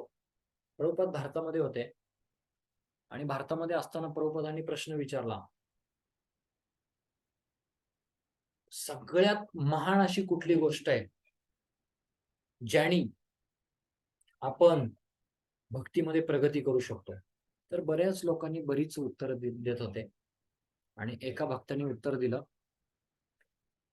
की प्रभुपाद नाम जपाने आपण भक्तीमध्ये प्रगती करतो. तर प्रभुपाद म्हणले करेक्ट, एकदम बरोबर. त्यानंतर त्या ठिकाणी फिलिपियन त्या देशामध्ये प्रभुपाद होते आणि त्या ठिकाणी हा भक्त पुन्हा होता त्या ठिकाणी. तिथं प्रभुपादांनी प्रश्न विचारला, भक्तीमध्ये प्रगती आपण कुठल्या एका ह्यानी करू शकतो जे अल्टिमेट आहे? तर तिथं हा भक्त होता, हा म्हणाला, लगेच उत्तर म्हणाला की प्रभुपाद हरिनाम. प्रभुपाद म्हणले रॉंग, चूक आहे तुझं. तर त्यानंतर दुसरा भक्त म्हणाला की त्या ठिकाणी काय केलं पाहिजे, भगवंतांचं स्मरण केलं पाहिजे किंवा भगवंतांबद्दल जाणून घेतलं पाहिजे किंवा ऑथॉरिटीला आपल्या आदेश पालन केले पाहिजे, असं तो व्यक्ती म्हणतो. तेव्हा प्रभुपाद म्हणतात यस करेक्ट. हा भक्त जो असतो तो म्हणतो, प्रभुपाद भारतामध्ये प्रश्न विचारला तेव्हा याचं उत्तर हरिनाम होतं, ते तुम्ही बरोबर म्हणले. त्याच प्रश्नाचं उत्तर तिकडे गेल्यानंतर बदललं कसं? प्रभुपाद म्हणले, यालाच तर प्रचार म्हणतात. वेळ काळ स्थितीनुसार आपण प्रचार केला पाहिजे. म्हणून श्यामसुंदर प्रभू आले, म्हणाले की प्रभुपाद आम्ही जेव्हा भारताच्या स्ट्रीटवरती जेव्हा नगर संकीर्तन करतो तेव्हा लोक आम्हाला पैसे फेकतात, चंदा देत आहेत आम्हाला. प्रभुपाद म्हणले ते पाश्चात्य देशांमध्ये चालतं, इथं तुम्ही आले ना, इथं भगवंतांच्या कथा किंवा ते आपण जास्त केलं पाहिजे. म्हणून स्थळ काळ परिस्थितीनुसार प्रचार केला पाहिजे, हे आपण जाणलं पाहिजे. कुठला क्राऊड आहे? आता काल आमचे एक भक्त होते जे वाड्यामध्ये सेवेला आहेत, तर त्यांच्याशी माझा वार्तालाप झाला. तर तिथं त्यांनी सांगितलं की अशा पद्धतीने जे तिथले जे भक्त आहेत, तर ते भक्त तिथे जे लोक आहेत ते 200-300 लोक पुढे आहेत माझ्या. पण म्हणले त्यांना आदिवासी भागामध्ये ते प्रचार करत असल्यामुळे त्यांना हे पण कळत नाही की राम कोण सीता कोण, त्यांना अजून खाली येऊन सांगायला लागतंय.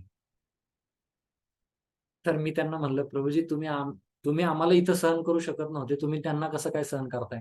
म्हणले आता काय सांगायचं, ते प्रचारकाची शैली आहे म्हटले. इथं तर खरा प्रचार आहे. प्रचार म्हणजे असं नाही की तुम्ही त्या लोकांना जाऊन सांगताय आणि ते त्यांना कळतंय, that is no problem at all. परंतु अशा ठिकाणी ज्यांना तचा म पण कळत नाही, शिक्षकाची परीक्षा तिथंच आहे ना, ज्याला काही कळत नाही ना त्याला सुद्धा समजून सांगायचंय. म्हणून आख्यात आणि अधिताणी सूत गोस्वामींचे हे वर्णन सांगितलं या ठिकाणी की एखादा विषय वस्तू पटवून सांगण्यामध्ये माहिर होते ते. एखादी गोष्ट कशी भगवत भावना भावित आहे ते पटवून सांगता आलं पाहिजे. म्हणून मी नेहमी सांगत असतो भक्तांना की तुम्ही जेव्हा बोलता ना, तेव्हा बोलताना असं सांगायचं की त्या पुढच्या व्यक्तीला काहीच माहिती नाही. अर्थात तो स्तर आहे. मंदिरामध्ये भागवतम देताना आपण असा स्तर नाही यूज केले, पुढे ब्रह्मचारी बसलेले असतात आपले. परंतु एक जनरली आपण थोड्या गोष्टीपासून आपण सुरुवात केली तेव्हा, बरोबर की नाही? किंवा ज्या व्यक्तीला कृष्ण कोण आहेत, कृष्णांबद्दल माहिती नाही, त्याला जर आपण भगवंतांचे गुणावतार, वेगवेगळे अवतार किंवा कारणोदक्ष विष्णू, ब्रह्माजींचं एज काय आहे हे जर सांगायला लागलो तर त्या गोष्टी त्यांना समजणार नाही. म्हणून इथं काय सांगितलंय की स्थळ काळ परिस्थितीनुसार तो प्रचार करत असतो. म्हणून बुद्धिमान व्यक्तींनी त्यांच्याशी सर्व बाबतीत सहकार्य करावे. म्हणून जो प्रचारक असतो ना त्याला नेहमी आपण सपोर्ट केला पाहिजे. इथं सांगितलंय भगवंतांच्या सेवकांची सेवा केल्याने भगवंतांची प्रत्यक्ष सेवा करण्यापेक्षाही मनुष्य भगवंतांना अधिक प्रसन्न करू शकतो. म्हणून हे जाणलं पाहिजे आपण तत्व. जे भगवंत म्हणतात की जो केवळ म्हणतो ना मी भगवान श्रीकृष्ण तुमचा भक्त आहे, तो केवळ माझा भक्त नाहीये, परंतु जो म्हणतो की मी तुमच्या भक्तांचा भक्त आहे तो माझा भक्त आहे. ठीक आहे ना? म्हणून ही गोष्ट आपण ध्यानात घेतली पाहिजे. आपले जे भक्त आहेत, अवतीभोवती आपले जे भक्त आहेत त्यांची आपण सेवा केली पाहिजे, काळजीपूर्वक सेवा केली पाहिजे. तर भक्तांची सेवा आपण कशी करू शकतो? हे तुम्ही मला आता सांगायचं. जे मगाशी बोलले नव्हते त्यांनी सांगायचं की भक्तांची सेवा आपण कशा पद्धतीने करू शकतो. तुम्ही हँड रेज करू शकता. भक्तांना कशा पद्धतीने संतुष्ट करू शकता. येस. चर्चा आहे, तुम्हाला पार्टिसिपेट करावं लागेल. इच्छा नसेल तरी सुद्धा. माझी इच्छा आहे, तुम्ही सगळे सुज्ञ आहात, तुम्ही सगळे महान भक्त हरी आहात. बोल। हाँ यस माताजी. हिंदी में बोलिए ना। हाँ, प्रश्न हिंदी में बोलूं? ओके। हाँ जी। तो मेरा प्रश्न ये है कि हम भक्तों की, यहाँ पे मेन टॉपिक है 16वें श्लोक का, कि भक्तों को हमें संतुष्ट करना चाहिए। तो ऐसी कौन सी चीजें हैं, ऐसी कौन सी सेवाएं हैं उससे हम भक्तों को संतुष्ट कर सकते हैं? बीना माता जी आप पहले आंसर कीजिए, उसके बाद सरला माता जी बोलेंगे। हरे कृष्णा प्रभु जी, दंडवत प्रणाम सभी के चरणों में। प्रभु जी, सबसे पहला तो इंस्ट्रक्शन जो भी हमारे भक्त, हमारे गुरु महाराज का जो भी इंस्ट्रक्शंस होते हैं या हमें जो भी आज्ञा दी जाती है करने के लिए, वो हमें करना चाहिए। उसको करने से ही हम ये दिखा सकते हैं कि हाँ, हम उनका आदर करते हैं या उनको प्रसन्न कर सकते हैं। बहुत अच्छा. उन्होंने जो मार्गदर्शन किया है उसके अनुसार चलना, त्यांनी जे मार्गदर्शन केले त्याचं आपल्या जीवनामध्ये अवलंब करणं याने संतुष्ट करू शकतो. खूप छान. यस, ईश्वरी महाजन माताजी. हरे कृष्णा प्रभूजी. हा बोला. भक्तांनी आपल्याला जे सांगितलं ते आपण योग्य रीतीने केले पाहिजे व त्यांनी बघून ते स्वतः संतुष्ट व्हायला पाहिजे की यांनी हो आपण सांगितलं ते योग्यच केलेले, व्यवस्थित केलेले म्हणून.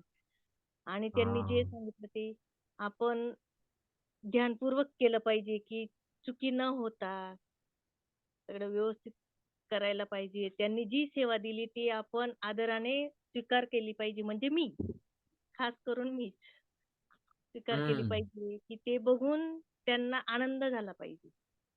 हा, खूप छान मुद्दा सांगितला माताजींनी. तर ना की केवळ त्यांच्या उपदेशांचं पालन केलं पाहिजे, परंतु फीडबॅक पण घेतला पाहिजे. काय मी बरोबर करतोय का नाही, काय माझ्याकडून बरोबर होतंय की नाही, त्याचा फीडबॅक घेणं हे खूप महत्वाचं आहे. खूप सुंदर, धन्यवाद. यस.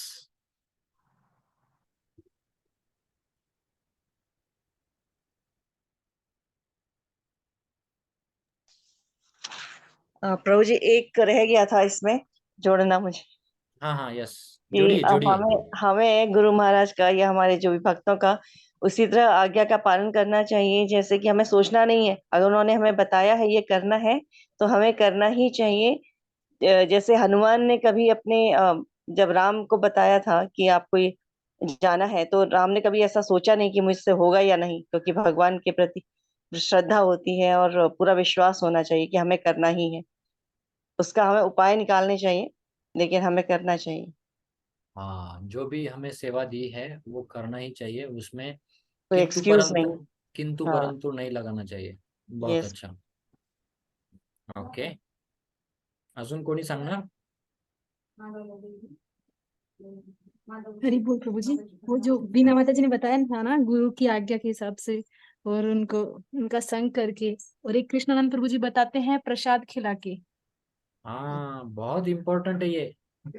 प्रसाद तो खिलाना ही पड़ेगा. और जैसे बोलते हैं ना कि यदि भक्तों को ब्राह्मण को संतुष्ट करना है तो पहले प्रसाद खिलाओ. बहुत अच्छा, थैंक यू माता जी. यस. हरे कृष्णा, दंडवत प्रणाम प्रभू जी. यस प्रभू, मंगेश प्रभू बोला. तर प्रभूजी, भक्तांनी प्रत्येकाने आपापल्या घरी भक्तांना घरी आपल्या घरी त्यांना बोलवायचं आणि जे वैष्णव भक्तांना बोलवायचं आणि संन्याशांना आपल्या घरी बोलवायचं, जेणेकरून सगळ्यांना घरी मार्गदर्शन मिळतील आणि त्यांना आपल्या घरी जो असतो प्रसाद त्यांना तो खाऊ घालायचा. ही केलं पाहिजे. मेंटरीज मीटिंग घेतली पाहिजे. हरे कृष्ण. हा, आपल्या घरी. हा, एक मिनिट माताजी. तर प्रभूजींनी सांगितलं की आपल्या घरी आपण प्रभूजींना बोलवलं पाहिजे, प्रवचनाचं आयोजन केलं पाहिजे, तर भक्त संतुष्ट होतील. सगळे भक्त जेव्हा प्रसाद घेतील तेव्हा ते काय होतील, त्या ठिकाणी संतुष्ट होतील. यस, खूप सुंदर. हा यस. ददाति प्रतिगृह्यते गुह्यम आख्येति पृच्छति. तर भक्तांची स्तुती आणि त्यांना प्रसाद खाऊ घालावा आणि घरी सत्संग ठेवावा. आणि एकमेकांना आध्यात्मिक प्रश्न विचारावे, भक्ती कशी चालली आहे, जप कसा चाललाय आणि हे आध्यात्मिक चर्चा कराव्या आणि आपले एकमेकाचे बॉन्डिंग चांगलं करावं. म्हणजे आपल्या मनातल्या काही गोष्टी आहेत त्या त्यांच्याजवळ व्यक्त कराव्या आणि त्यांच्या गुह्य गोष्टी आपण ऐकून घ्याव्या. त्यांना सुंदर भगवंताचा प्रसाद खाऊ घालावा आणि मेन नामजप कसा चाललाय त्याच्याविषयी विचारणा करावी आणि बाकीच्या म्हणजे भौतिक गोष्टी काहीच नाही आल्या पाहिजे. फक्त अध्यात्माचं आपण चर्चा केली पाहिजे आणि एकमेकांना आदान-प्रदान केलं पाहिजे. किंतु परंतु असं काही आपल्या म्हणजे भक्तांच्या मध्ये नसावं. एकदम पारदर्शक असं असावं, पारदर्शकपणा असावा एकमेकांमध्ये आणि अशी सुंदर आपली मैत्री असावी आणि एकमेकांशी आदान-प्रदान करावं. तसं मी त्या भक्ताला सांगितलं, तर तो तिसऱ्याला सांगेल का? असं मनात नाही आलं पाहिजे. गुह्य गोष्टी आपण ऐकायच्या पण आणि शेअर पण करायच्या. हे महत्वाचं. हरे खूप कृष्ण. छान. म्हणजे माताजींनी भक्तीचे रेफरन्स दिला उपदेशामृतचा. ददाती प्रतिगृह्णाती गुह्यमाख्याती पृच्छती भुंक्ते भोजयते चैव स्तुती पण षड्विधम प्रीती करावी. लक्षणम. हा, स्तुती स्तुती, पण केली प्रशंसा पाहिजे. करावी. हां. हम्म. स्तुती म्हणजे करताना कसं आपण भगवंताच्या लीला सांगत असतो. तर भगवंत पण ते ऐकतात. त्यांना पण त्यांची स्तुती आवडते. तर तो गुण पण आपल्यात आहे. आपल्याला पण स्तुती आवडते. तर भक्तांविषयी आपण स्तुती करावी. ते भगवंताला खूप आवडतं. माझ्या भक्ताची स्तुती चालली ते भगवंताला फार आवडतं. तर हे व्हावं. आता कधी कोणाचा वाढदिवस वगैरे असेल, तर ते त्या भक्तांविषयी छान बोलावं. प्रत्येकाने वेळ द्यावा. असं नाही की आता भक्त गेला वरती आणि मग त्याला पुष्पांजली वाहतानाच आपण गोड-गोड, छान-छान बोलावं आणि त्यावेळेस तो तिथं नसतो ऐकायला. काही उपयोग नाही ना. म्हणजे हे आपलंच मनोरंजन होतं. पण त्या भक्ताला काही आनंद मिळत नाही. तर तो भक्त ह्या तलावर आहे, तोपर्यंत असं व्हायला पाहिजे, की त्या भक्ताला संतुष्ट करणारं तो काय करतोय किंवा त्याचे कुठले-कुठले चांगले गुण आहेत. तर ती स्तुती व्हावी आणि स्तुती झाली ना, की आता मध्ये पण खूप छान-छान गुण होते. पण ते गुण जेव्हा त्यांच्याबद्दल ते हे तुझे गुण आहेत, हे गुण आहेत, जेव्हा स्मरण करून दिलं, एवढा मोठा हे समुद्र आहे तो, तू अथांग समुद्र तू पार करू शकतो. त्यांना स्मरण करून दिलं. तसं आपल्यात पण काही-काही सुप्त गुण असतात, ते आपल्याला माहीत नसतात. तर इतर भक्तांनी काहीतरी वाढदिवसाचं किंवा कोणतं तरी एक औचित्य साधून भक्तांविषयी असं छान व्हायला पाहिजे. म्हणजे आपले सुप्त गुण बाहेर येतील आणि त्या गुणांना वाव मिळेल आणि अजून आपण ते जे गुण आहेत, त्याची आपण वृद्धी पण करू शकतो. हां, बाबा ह्या भक्तात हा गुण छान आहे. तर त्याचं चांगलं तो पोषण करून अजून त्याची वृद्धी करू शकतो आणि तो भगवंताच्या सेवेत लावू शकतो. हरे कृष्ण. धन्यवाद. आपलं काय चुकलं तर आपण भक्तांना क्षमा मागू शकतो प्रभूजी. त्यात पण त्यांना आनंद वाटतो. एखादी व्यक्ती आपली चूक मान्य करतो. हरे कृष्णा. मी पुन्हा एकदा नियम सांगतो सगळ्यांना. ज्यांना कोणाला बोलायचं त्यांनी प्लीज हँड रेस करा. डायरेक्टली बोलू नका. कारण का 2-3 भक्त ऍट अ टाइम बोलले तर ते कळणार नाही. येस, आरती गोपी माताजी आता बोला. मी म्हणत होते आपण जर आपली जर काही चूक झाली ना, तर आपण त्या भक्ताला सांगू शकतो. तर ते भक्त आपल्यावर खुश होतात का बाबा एखादा भक्त असा पण आहे का आपली चूक मान्य करतो. ते आनंदित होतातच ना त्यात पण. खूप महत्वाचं मुद्दा आहे. येस. ठीक आहे. खूप सुंदर. तुम्ही सगळ्यांनी खूप छान मुद्दे सांगितले. शेवटी या श्लोकामध्ये आपण पाहतो भगवंतांचे सेवक भगवंतांच्या सेवेकरता आपले सर्वस्व जेव्हा अर्पण करतात आणि जेव्हा भगवंत पाहतात की त्यांच्या सेवकांना योग्य रीतीने आदर दिला जातो तेव्हा ते अधिकच संतुष्ट होतात. म्हणजे जे कोणी सेवा करण्यासाठी येतात ना, तर त्या सेवक जे करण्यासाठी येतात त्यांना आदर जर दिला, त्यांची जर योग्य काळजी घेतली, सेवाच फक्त सेवा. बऱ्याच मंदिरांमध्ये कंप्लेंट असते, प्रभूजी फक्त सेवेसाठीच फोन येतो, आधीमध्ये यांचा कधीच फोन येत नाही, फक्त सेवेसाठी. तर फक्त सेवा नाही. म्हणून मी नेहमी सांगत असतो, तुम्ही भक्तांची अशा पद्धतीने काळजी घेतली पाहिजे, सुख दुःखामध्ये त्यांच्या हे पाहिजे. जेव्हा कधी आपण फोन करतो, तर फोनवर बोलण्याची सुद्धा एक सुंदर शैली असते. फोनवर बोलल्यानंतर, प्रभूजी ते अहो मंदिरात सेवा आहे, तुम्ही आले नव्हते. तर अशा पद्धतीचं कम्युनिकेशन नसलं पाहिजे. तर कसं पाहिजे कम्युनिकेशन? हरे कृष्ण प्रभूजी, तर तुम्ही फ्री आहात ना? मला 2 गोष्टी बोलायच्या होत्या. इथून सुरुवात. आपण त्याला रिक्वेस्ट केली पाहिजे, विनंती केली पाहिजे. डायरेक्ट जर आपण आपलं प्रवचन चालू केलं, तर ते ऐकणार नाहीत. बरोबर की नाही? म्हणून अनुद्वेगम करम वाक्यम सत्यम प्रियम हितम तो श्लोक येतो ना, की पुढच्याची भावना समजून. एकदा काय झालं, आमच्या भक्त समूहामध्ये एक भक्त गाडीवरून पडले होते. जबरदस्त चालटले होते प्रभूजी. आणि एका भक्तांनी फोन केला आणि ते म्हटले की प्रभूजी तुम्ही सेवेला नाही आले काल. लय अजिबात सेवेला भक्त नव्हते, माहिती का तुम्हाला? ते म्हणाले की प्रभूजी, हे म्हणले अहो असं काय, तुम्ही बऱ्याच वेळा झालंय. तर हे म्हणतात प्रभूजी तसं नाही. ते म्हणले अहो असं नाही प्रभूजी, सेवेला आलं पाहिजे. किती सेवा महत्वाची माहितीये का? भगवंतांची सेवा आहे. भगवंत किती संतुष्ट होतात, प्रभुपाद संतुष्ट होतात, संत तुकाराम महाराज संतुष्ट होतात. हे म्हणतात अहो ठीक आहे, ते सगळं माझं ऐका तरी. म्हणले मी मागच्या 8 दिवसापासून हॉस्पिटलमध्ये ऍडमिट आहे. फ्रॅक्चर झालोय मी. काय? फ्रॅक्चर झालोय आणि तुम्ही मला सेवेबद्दल सांगताय. ते भक्त नाराज झाले. तर आपण पहिली गोष्ट फक्त सेवेसाठी फोन नाही केला पाहिजे. किंवा काही भक्त असतात दुर्दैवानी सुदैवानी म्हणा, काय त्यांना सुचत नसेल काय, की जेव्हा कधी गरज पडते ना तेव्हाच त्यांना फोन करणं. तर असं नाही केलं पाहिजे. मोकळ्या वेळेमध्ये, फावल्या वेळेमध्ये पण फोन करा ना. काय चाललंय, कसं चाललंय, तुमची भक्ती व्यवस्थित आहे ना, घरी तुमची पिंटी काय करते, पिंट्या काय करतो, बोला, काय प्रॉब्लेम नाहीये. बरोबर की नाही? तर ह्या जर गोष्टी आपण नाही केल्या, ददाती प्रतिगृह्णाति, त्यांना काहीतरी भेटवस्तू द्या, त्यांच्याकडून भेटवस्तूंचा स्वीकार करा. गुह्य गोष्टी विचारा. भगवंतांच्या या लीला समजत नाहीत. यशोदामाई 2 बोटं का कमी पडत होती, त्याच्याबद्दल मला सांगा. त्याच्यानंतर जर तो अडचणीत असेल तर त्याला तुम्ही आख्याताणी करा, त्याला उत्तर द्या त्याचे. बरोबर की नाही? भुंगते भोजयते, प्रसाद घ्या, प्रसाद द्या. षडविधम प्रीती लक्षणम, 6 प्रीतीची लक्षणं सांगितलेत. प्रीती म्हणजे प्रेम. म्हणून ही 6 जी लक्षणं आहेत प्रीतीची, ती रूप गोस्वामींनी सांगितल्यानुसार जर आपल्या जीवनामध्ये तर आपण पालन केली, तर भक्तांमध्ये कलह, भक्तांमध्ये वाद प्रतिवाद किंवा एकमेकांमध्ये ईर्ष्या या गोष्टी होणार नाही. ठीक आहे ना? म्हणून आपण हेच समजू शकतो याच्यामध्ये की भक्तांची डिवोटी केअर वरती प्रवचन होईल त्याच्यावरती.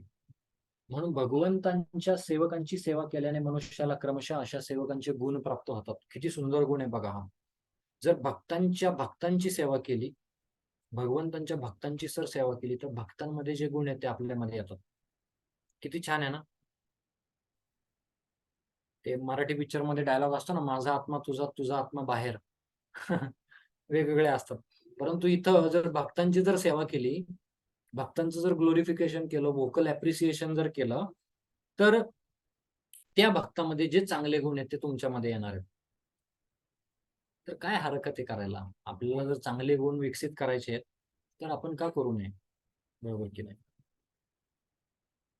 अशा रीतीने मनुष्य भगवंतांचे यश श्रवण करण्याला पात्र होतो. भगवंतांविषयी श्रवण करण्याची उत्सुकता हीच भक्ताची भगवंतामध्ये प्रवेश मिळवण्याची प्राथमिक योग्यता आहे. श्रवण करण्याची उत्सुकता. शुश्रूषो श्रद्धानस्य, बरोबर की नाही? श्रद्धा असावी श्रवण करण्यामध्ये. म्हणून श्रवण जर केलं आपण योग्य, तरच आपण कीर्तन करू शकतो, तरच आपलं स्मरण होईल, तरच आपलं पूजन भगवंतांचं करू शकतो, तरच चिंतन होईल. म्हणून या गोष्टी एकमेकाला लिंकेज आहेत. त्या पद्धतीने आपण केलं पाहिजे. उद्या क्लास नसेल आपला, उद्या संडे आहे. उद्या संडेच आहे ना? 1 मिनिट. हा, तर परवा दिवशी म्हणजे 29 तारखेला आपण त्या ठिकाणी भेटूयात. ठीक आहे? याच्यामध्ये जर कोणाला काही यस नेताजी बोलिए. किस टाइम क्लास होती है, कौन से डे होती है? माता आप ग्रुप पे ज्वाइन है क्या? हाँ प्रभु जी, पर मैं फोन देखती हूँ, वो क्लास मतलब पता नहीं कभी रहती है कभी नहीं रहती, फोन नहीं देखती. अच्छा है, आप कल उपवास करती है फोन का, ये बहुत अच्छा उपवास है. नहीं, कल मैंने देखा, अच्छा लगा क्लास मुझे. मराठी में वैसे समझ नहीं आता, पर अभी कल भी अच्छा लगा, 1 दिन पहले भी अच्छा लगा, अभी अच्छा लग रहा है. अच्छा क्यों नहीं लगेगा? भगवान की कथाएं चल रही है, भगवान की कथाएं अच्छी होती है. हाँ.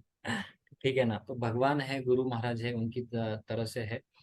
तो आप हर रोज मतलब मंडे टू सैटरडे 10 से 11 होता है यूजुअली, लेकिन जब भी कभी कोई इतर सेवा वगैरह रहती है मुझे तो थोड़ा सा एडजस्टमेंट रहता है, लेकिन मोस्टली 99% मॉर्निंग 10 to 11, मॉर्निंग सुबह 10 से 11 बजे तक क्लास रहती है हमारी।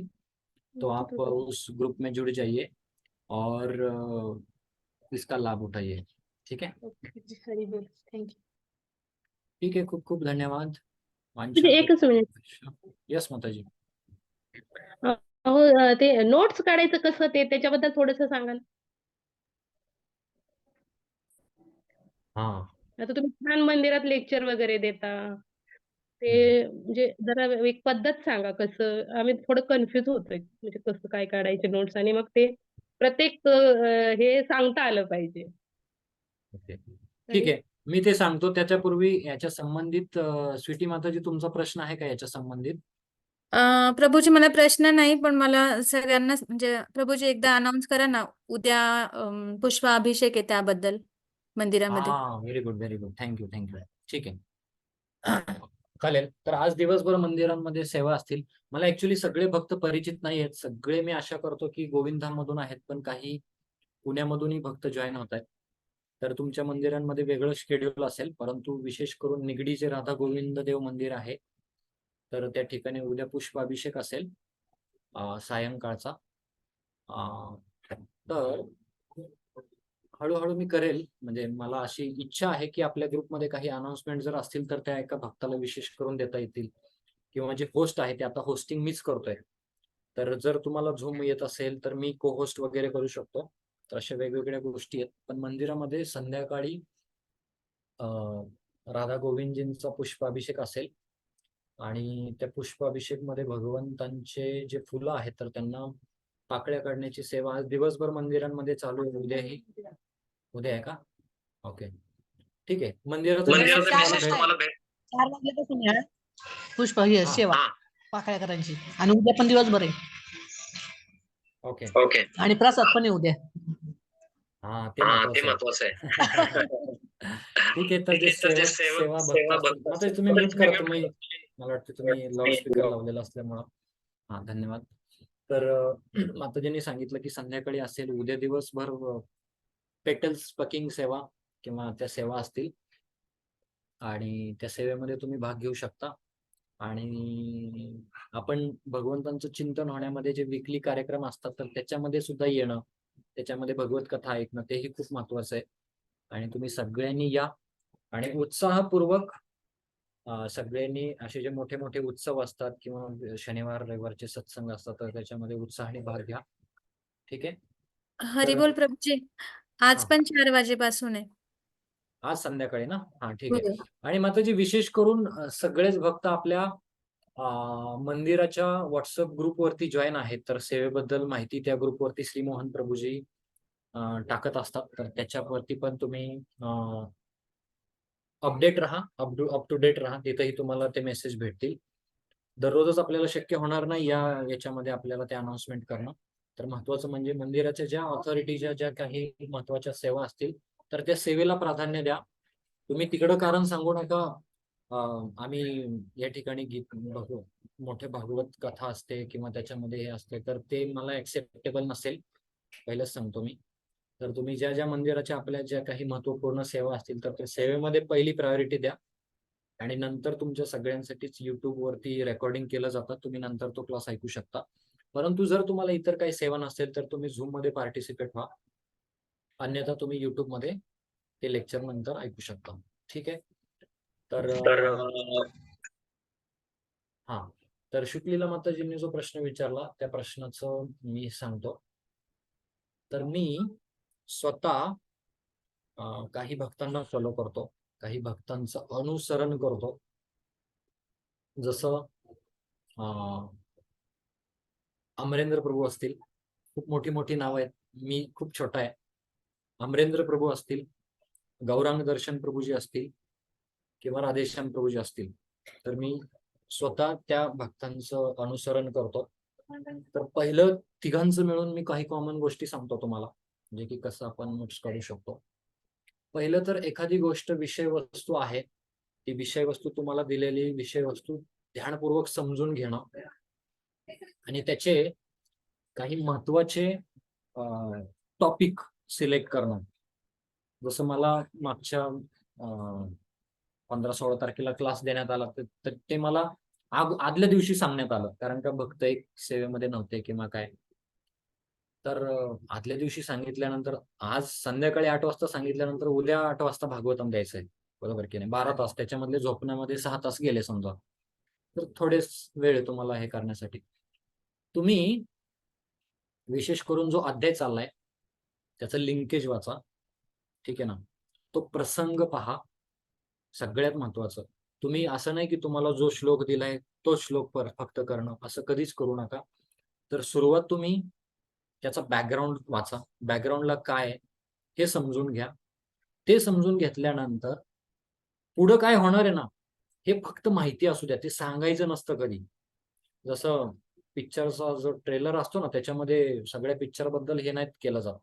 खून झाला, खून झाला कोणाचा झाला, कुणी केला, कसा केला त्याच्याबद्दल सांगत नाही ट्रेलर मध्ये. खून झाला त्याच्याबद्दल तपास सुरू आहे तेच सांगतात. त्याच पद्धतीने आपण पुढे काय होणार याची माहिती असावी आपल्याला, कारण का कधी कधी असे प्रश्न असतात की ते पुढच्या याच्यावर असतात, त्याची उत्तर आपण देऊ शकतो, प्रभूजी हे तुम्हाला पुढच्या वेळेस ऐकायला भेटेल. त्याचं फक्त आपल्याला माहिती असावी. आणि दुसरी गोष्ट मेन महत्वाची, जे श्लोक आहे, तुम्हाला राधेश्याम प्रभूंचं मी एक लेक्चर सुद्धा शेअर करेल, जी की ते लेक्चर मी सेव्ह करून ठेवलंय. तर राधेश्याम प्रभू नेहमी सांगतात की एखादा श्लोक मिळाल्यानंतर संस्कृत शब्द आणि त्याचं मराठीमध्ये भाषांतर प्रभुपादांनी आणि भगवान प्रभू आणि त्यांच्या कंपनीने मराठीमध्ये सुंदर पद्धतीने केलंय. त्याचा अर्थ समजून घ्या, श्लोकाचं विभाजन करा, श्लोक कशा पद्धतीने वाचता आला पाहिजे त्याचं सुद्धा प्रिपरेशन करा. उगाच आपलं म्हणजे नाही का, आता ब्रह्मसंहिता आपल्याला जर अचानक वाचायला सांगितली तर गडबड होऊन जाते आपली, परंतु ती जर रोज आपण वाचत असू तर ते आपल्याला व्यवस्थित येणार आहे. तर ते करा तुम्ही, हे महत्वाचं आहे. हे बघा, मी जे सांगतोय ते 100%च पाहिजे असं काही नाही, परंतु श्लोक तुम्हाला आले पाहिजेत. श्लोकांमध्ये गडबड होते, गडबड झाल्यामुळे कॉन्फिडन्स डाऊन होतो आपला. किंवा टीटीसी कोर्समध्ये सांगितले की सुरुवात आपली जोरदार पाहिजे. आता ह्या गोष्टी मी तुम्हाला का सांगतोय, तर हे एक वेगळा टॉपिक आहे, ठीक आहे ना. काही गोष्टी हृदयातून असतात, काही गोष्टी ओरली असतात. तर ज्या ओरली गोष्टी आहेत त्या मी तुम्हाला काही ऍड करतोय. त्याच्यामध्ये सुरुवातच तुमची अशी बोलताना रिदम तुमचा चांगला पाहिजे, बरोबर की नाही. किंवा तुम्ही सगळे चांगले वक्ते आहात, त्याच्याबद्दल डाऊट नाहीये, परंतु महत्वाची गोष्ट म्हणजे जो विषय आहे तो विषय समजून घ्या. आणि प्रभुपाद विषयाला धरून काही उदाहरणं देत असतात, ती उदाहरणं तुम्ही सांगा, उदाहरणं समजून घ्या. आणि प्रभुपादांच्या सारख्या लेखकाचा खूप सुंदर आहे. म्हणून जेव्हा कधी कुठलंही प्रवचन असेल आणि प्रभुपादांचं तात्पर्य असेल ना, तुम्ही घाबरूच नका, बिनधास्त तुम्ही क्लास नोट्स काढू शकता आणि तुमच्या आजूबाजूला तुम्ही सांगू शकता. तर प्रभुपादांनी बघा, प्रभुपादांचे लिहिण्याची एक हे की प्रभुपाद जो विषय वस्तू आहे ना त्याच्यामध्ये गडबड काय ते सांगतात, त्याच्यानंतर प्रभुपाद एखादी उदाहरण सांगतात आणि त्या उदाहरणावरून त्या श्लोकानुसार चांगलं काय, म्हणजे एकतर गडबड, एकतर प्रॉब्लेम, गडबड म्हणण्यापेक्षा प्रॉब्लेम, समस्या काय, समस्येमध्ये या समस्येला लागून कुठल्या आचार्यांनी कशा पद्धतीने त्या ठिकाणी त्याच्यावरती आपलं भक्ती केली किंवा कशा पद्धतीने त्याच्यावर विजय, त्या संकटामधून ते पुढे गेले आणि त्याच्यानंतर शेवटी आपण काय केलं पाहिजे. किंवा प्रभुपादांचं मेनली काय आहे तर हरिनाम. लाख दुखो की एक दवा हरिनाम. आणि प्रभुपाद नेहमी विशेष करून चेतना, हरिनाम, आपण शरीर नसून आत्मा आहोत, ह्या गोष्टी कुठल्याही प्रवचनात चालतात, कुठल्याही प्रवचनाच्या नोट्स मध्ये त्या चालतात. ते तुम्हाला नोट्स काढण्याची गरज नाहीये, ठीक आहे ना. तर असे काही गोष्टी असतात, तर ते मी सांगू शकतो. याच्या व्यतिरिक्त मी एवढं काही करत नाही. जे त्यावेळेस जे सूट होत आहे त्यावेळेस जे व्यासदेवजी देत आहेत हे समजून घेतलं पाहिजे. सगळ्यात महत्वाचा मुद्दा की आपण जे काही बोलतो आहोत ते आपल्या एफर्ट्सनीच आपण बोलतो असं बिलकुल नाहीये. असे बरेच क्लासेस मी स्वतः ऑब्झर्व केलेत की कुठंच प्रिपरेशन नव्हतं, परंतु व्यासांनी ते व्यासासनावरून ते दिलेली ताकद ते आपण बोलून जातो. आणि ती जी इन्व्होकेशन प्रेयर्स म्हणतो आपण, त्या इन्व्होकेशन प्रेयर्स मध्येच पॉवर असते, त्याने आपण ते बोलू शकतो. आणि सगळ्यात मेन मुद्दा मी हे वारंवार प्रत्येकाला सांगत असतो, प्रवचन हे इतरांसाठी द्यायला नाही पाहिजे, आपण हे स्वतःवर दिलं पाहिजे. आपण जर आपण स्वतःवर प्रवचन दिलं तर त्याच्यामध्ये आपण चांगल्या नोट्स काढू शकतो. कशा पद्धतीने माझे अवगुण आहेत, माझ्या अवगुणांना आपण कशा पद्धतीने मी सुधारू शकतो. बघा, जग सुधारायचं असेल ना, पहिलं स्वतःला सुधारलं पाहिजे. म्हणून आपण जे काही बोलतो, जे काही करतो, ते आपण स्वतःवर पहिलं केलं पाहिजे. आणि या जर भावनेमध्ये जर आपण केलं, मी माझं सांगतोय, नक्की म्हणजे 99% माझा हा प्रयत्न असतो. मी बऱ्याच वेळा बोलूनही दाखवतो, पण बऱ्याच वेळा बोलल्यामुळं जे श्रोता असतात ते थोडेसे अजून हे होतात. एका मला शिक्षा गुरूंनी सांगितलं, त्यामुळे ते जास्त बोललं नाही पाहिजे. परंतु मेन आपला उद्देश हाच असला पाहिजे की अरे हे आपल्यासाठी आहे, हे माझ्या शुद्धीकरणासाठी. वैष्णवांचा आनंद आणि माझं शुद्धीकरण, ह्या 2 गोष्टी खूप महत्वाच्या आहेत. जे काही मी प्रिपेअर करतो, जे काही मी बोलतो, त्याच्यामध्ये वैष्णवांचं आनंद, वैष्णवांना काही गोष्टी त्यांना प्रेरणा देणं, पहिले तर आपली सेवा करणं, त्यांना प्रेरणा देणं आणि स्वतःचं शुद्धीकरण करणं, या गोष्टी जर आपल्याला केल्या तर तो जो विषय वस्तू आहे तो योग्य पद्धतीने आपल्याला मांडण्यामध्ये आहे. आणि जर एखादी गोष्ट तुम्हाला माहित नसेल तर उत्तर देऊ नका. सरळ सांगा, मला माहित नाहीये. कारण का आपण प्रकांड पंडित वेदांती 108.00 काही नाही. आपण ज्या ठिकाणी चुकतोय, जे आपल्याला येत नाही, त्या ठिकाणी सांगा, मला हे माहिती नाहीये, मी याच्यावरती अभ्यास करून तुम्हाला उत्तर देण्याचा प्रयत्न करेल. अशा भावनेमध्ये जर आपण क्लास प्रिपेअर केला तर तो समोरच्याला ऍज इट इज आपण म्हणून प्रभुपादांनी काय नाव दिलंय, जशी आहे तशी, तसं आपण ऍज इट इज मांडण्याचा प्रयत्न केला पाहिजे. उगाच मी काहीतरी मोठं ऐकायचं, मोठं बोडबड करायची नाही. आपल्याला ज्या पद्धतीने कळालंय त्या पद्धतीने, सोप्या पद्धतीने आपण सांगण्याचा प्रयत्न केला पाहिजे. आणि प्रभुपाद, व्यासदेव, शुकदेव गोस्वामी, सुत गोस्वामी, एवढे वरिष्ठ आणि महान मंडळी, त्यांचा आशीर्वाद नक्की आपल्यासोबत असणार आहे. ठीक आहे माताजी, क्षमा करा माझ्याकडून जर काही बोलण्यामध्ये त्रुटी झाल्या असतील, परंतु या पद्धतीने मी प्रयत्न करत असतो. ठीक आहे, चालेल. आपण पुन्हा हरे कृष्ण प्रभूजी. हा. तुम्ही जे काय लेक्चरचं हे टाकता ना नंतर दुपारी, तर आमचे जे आपल्या इथले सेंटर मधले लोक आहेत ना, तर त्यांनी ते जॉईन आहेत ग्रुपला, पण त्यांना त्यावेळेस वेळ भेटत नाही. तर त्यांना असं दुपारचा वेळ असतो, तर ते म्हणले ते असं लवकर टाकू शकत नाही का, तुम्ही उशिराच टाकता ना सगळं रेकॉर्डिंग केलेलं. खूप छान. आता तुम्ही म्यूट करायचं, उत्तर देतो मी. थँक्यू. तर हे जे रेकॉर्डिंग करतो ते भक्त यात्रेला आहेत, ठीक आहे. आणि ते भक्त यात्रेला असल्यामुळं त्यांना त्रास देणं योग्य नाहीये. परंतु मी त्यांना सुरुवातीला सांगितलंय की शक्यतो दुपारपर्यंत जर तुम्ही टाकलं तर मी लगेच अपलोड करेल. परंतु ते सेवेमध्ये असतात, त्यांना डिस्टर्ब करणं योग्य नाहीये. म्हणून त्यांना मी रिक्वेस्ट पण केलेली आहे. आणि जेव्हा जेव्हा ते वेळेवर टाकतात तेव्हा लगेच अपलोड होतं आपल्याकडून. पण जेव्हा जेव्हा कधी त्यांच्याकडून होत नाही, तेव्हा आपल्याला थोडंसं प्रतीक्षा करावी लागेल, धीर धरावा लागेल, त्याच्याशिवाय पर्याय नाहीये. अन्यथा आपण आपलं स्वतंत्र पेड झूम बनवू शकतो, ठीक आहे ना, जे की अपलोड झालं 15 मिनिटांमध्ये लगेच, किंवा युट्यूब लाईव्ह आपण करू शकतो. तेही आपण करू शकतो हवं तर. ठीक आहे, 2 पर्याय आहेत सध्या तरी. मला वाटतंय ते प्रभूजी कुठं बाहेर सेवेला गेलेले आहेत, वृंदावन यात्रा चालू आहे त्यांची, त्यामुळे तिकडे त्यांना डिस्टर्ब करणं योग्य नाहीये. आणि जे भक्त बाहेरून ऐकतायत ना, त्यांनी युट्यूबवरच ऐकू द्यात. आणि त्यांना असं काही लिमिट नाहीये, बरोबर ना. जसं झूम मध्ये जे ऐकतात तर त्यांना लिमिट आहे थोडंसं, की 10 वाजल्याच्या आत मध्ये मी पूर्ण केलं पाहिजे, बरोबर की नाही, तर ते झूम मध्ये परत समजून येईल त्यांना. परंतु जे युट्यूबवर ऐकतात त्यांना युट्यूबच्या सिरीज ऐकू द्यात, त्यांच्यासाठी वेगळं आपण प्रोव्हिजन केलेली. ठीक आहे.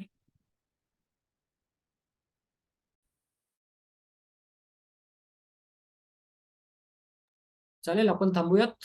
वांछा कल्पतरुभ्यश्च कृपा सिंधुभ्यैव च पतितानां पावनेभ्यो वैष्णवेभ्यो नमो नमः. अनंत कोटि वैष्णव वृंद की जय.